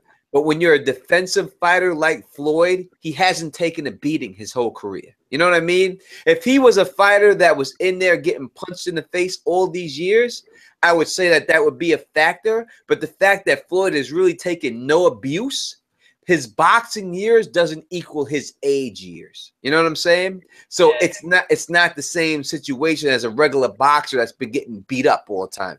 He doesn't take abuse. He doesn't get hit. So it's not, you can't compare it to it like that. I think it's going to be pretty easy for him to go in there and do what he has to do. I think he just picks him apart with the jab. I think when you see that lead left hook from Mayweather, when he drops the lead left hook on him, that will be the shot that knocks Conor McGregor out, which is called the check hook in boxing. And he's going to hit him with a check hook, and that's what's going to knock him out. And trust me, it really, that's the shot that's going to go down with it. He's going to be catching him with him, and it's going to be a check hook. When Conor's trying to come in, he's going to hit him with a check hook, and it's going to be over. He's going to drop him. Yeah, I'm going to let you, I don't even, you know more about it. You made me, like you did with most people on your panels at the Count of Thrones, you made me see what you're talking about. All about boxing, love boxing, you know what I mean? And that's it. And when you look at McGregor, listen, the guy's going to get his money. He's lost before. It's not a big deal to him. I'm just going to, and it helps out. Maybe later on, 10 years, 5 years from now, there's a more respectable fight for a UFC fighter that could really cross over to a boxer and do something. But this is just not the fight. This is just a guy with a big mouth that knows how to talk. He's a WWE fighter. It's like Brock Lesnar was a WWE guy. When he got in there with a real UFC guy, he got knocked the fuck out, but he was good on the mic. It's the same type of situation. I've seen some of his fights where he dominates the shit out of actual UFC fighters too. Brock Lesnar, that motherfucker's built like a fucking horse, dude. Big dude. So if you're scared of him and you're backing away from him and he can grab you and land on top of you, then that's it. But if you're a boxer and you're not afraid to stand in the pocket when he's coming at you and you shoot your shots, you're gonna knock him out, and that's what happened to him. That's true too. I think what may happen is McGregor was not gonna know what to do because he can't kick, he can't elbow, he can't knee, he can only throw punches. No. It's a different level of aggression. You know what I mean? When you're a UFC fighter, you can't commit to throwing a punch as hard because you got to worry about someone grabbing your leg and taking you down. There's no worry about that as a boxer. So you can just charge straight on at the guy and throw as many punches as you want. There's nothing to worry about but another punch coming back. Exactly. It'll make him more confident in that sense. But there's still, like you said, there's still a chance in hell. Like anyone could have that one chance in hell. Of course, anyone can get hit and get knocked out by anybody. So you always have that factor in it. But I just don't think Floyd took the fight for a reason, man. He took it for a reason. He's not a dumb man. He's not stupid. He's took it for a reason. He's gonna win this fight. He's gonna win it easy, man. And that's it. Still like a month, maybe 2 months before the fight was actually announced, it was still such a crazy rumor that people thought it would never happen. Floyd probably was like, as soon as he heard him talking shit like that, Conor wanted to fight him. He was probably like, yeah, he was just waiting for the money to come up. Finally, they were able to get money. Look, when you're Floyd's last fight when he fought Manny Pacquiao, you got to pay over $100 million. He's not going back. He's not fighting Keith Thurman. He's not fighting Earl Spence. He's not fighting any of these guys who could possibly beat him and not get $100 million for it. He's gonna fight a guy he know he can beat and get over $100 million for it, and that's what the fuck he did, and that's it. But we are at 11:30. So we're gonna end this stream right now because we've been going on for a while. We're not even talking Game of Thrones no more.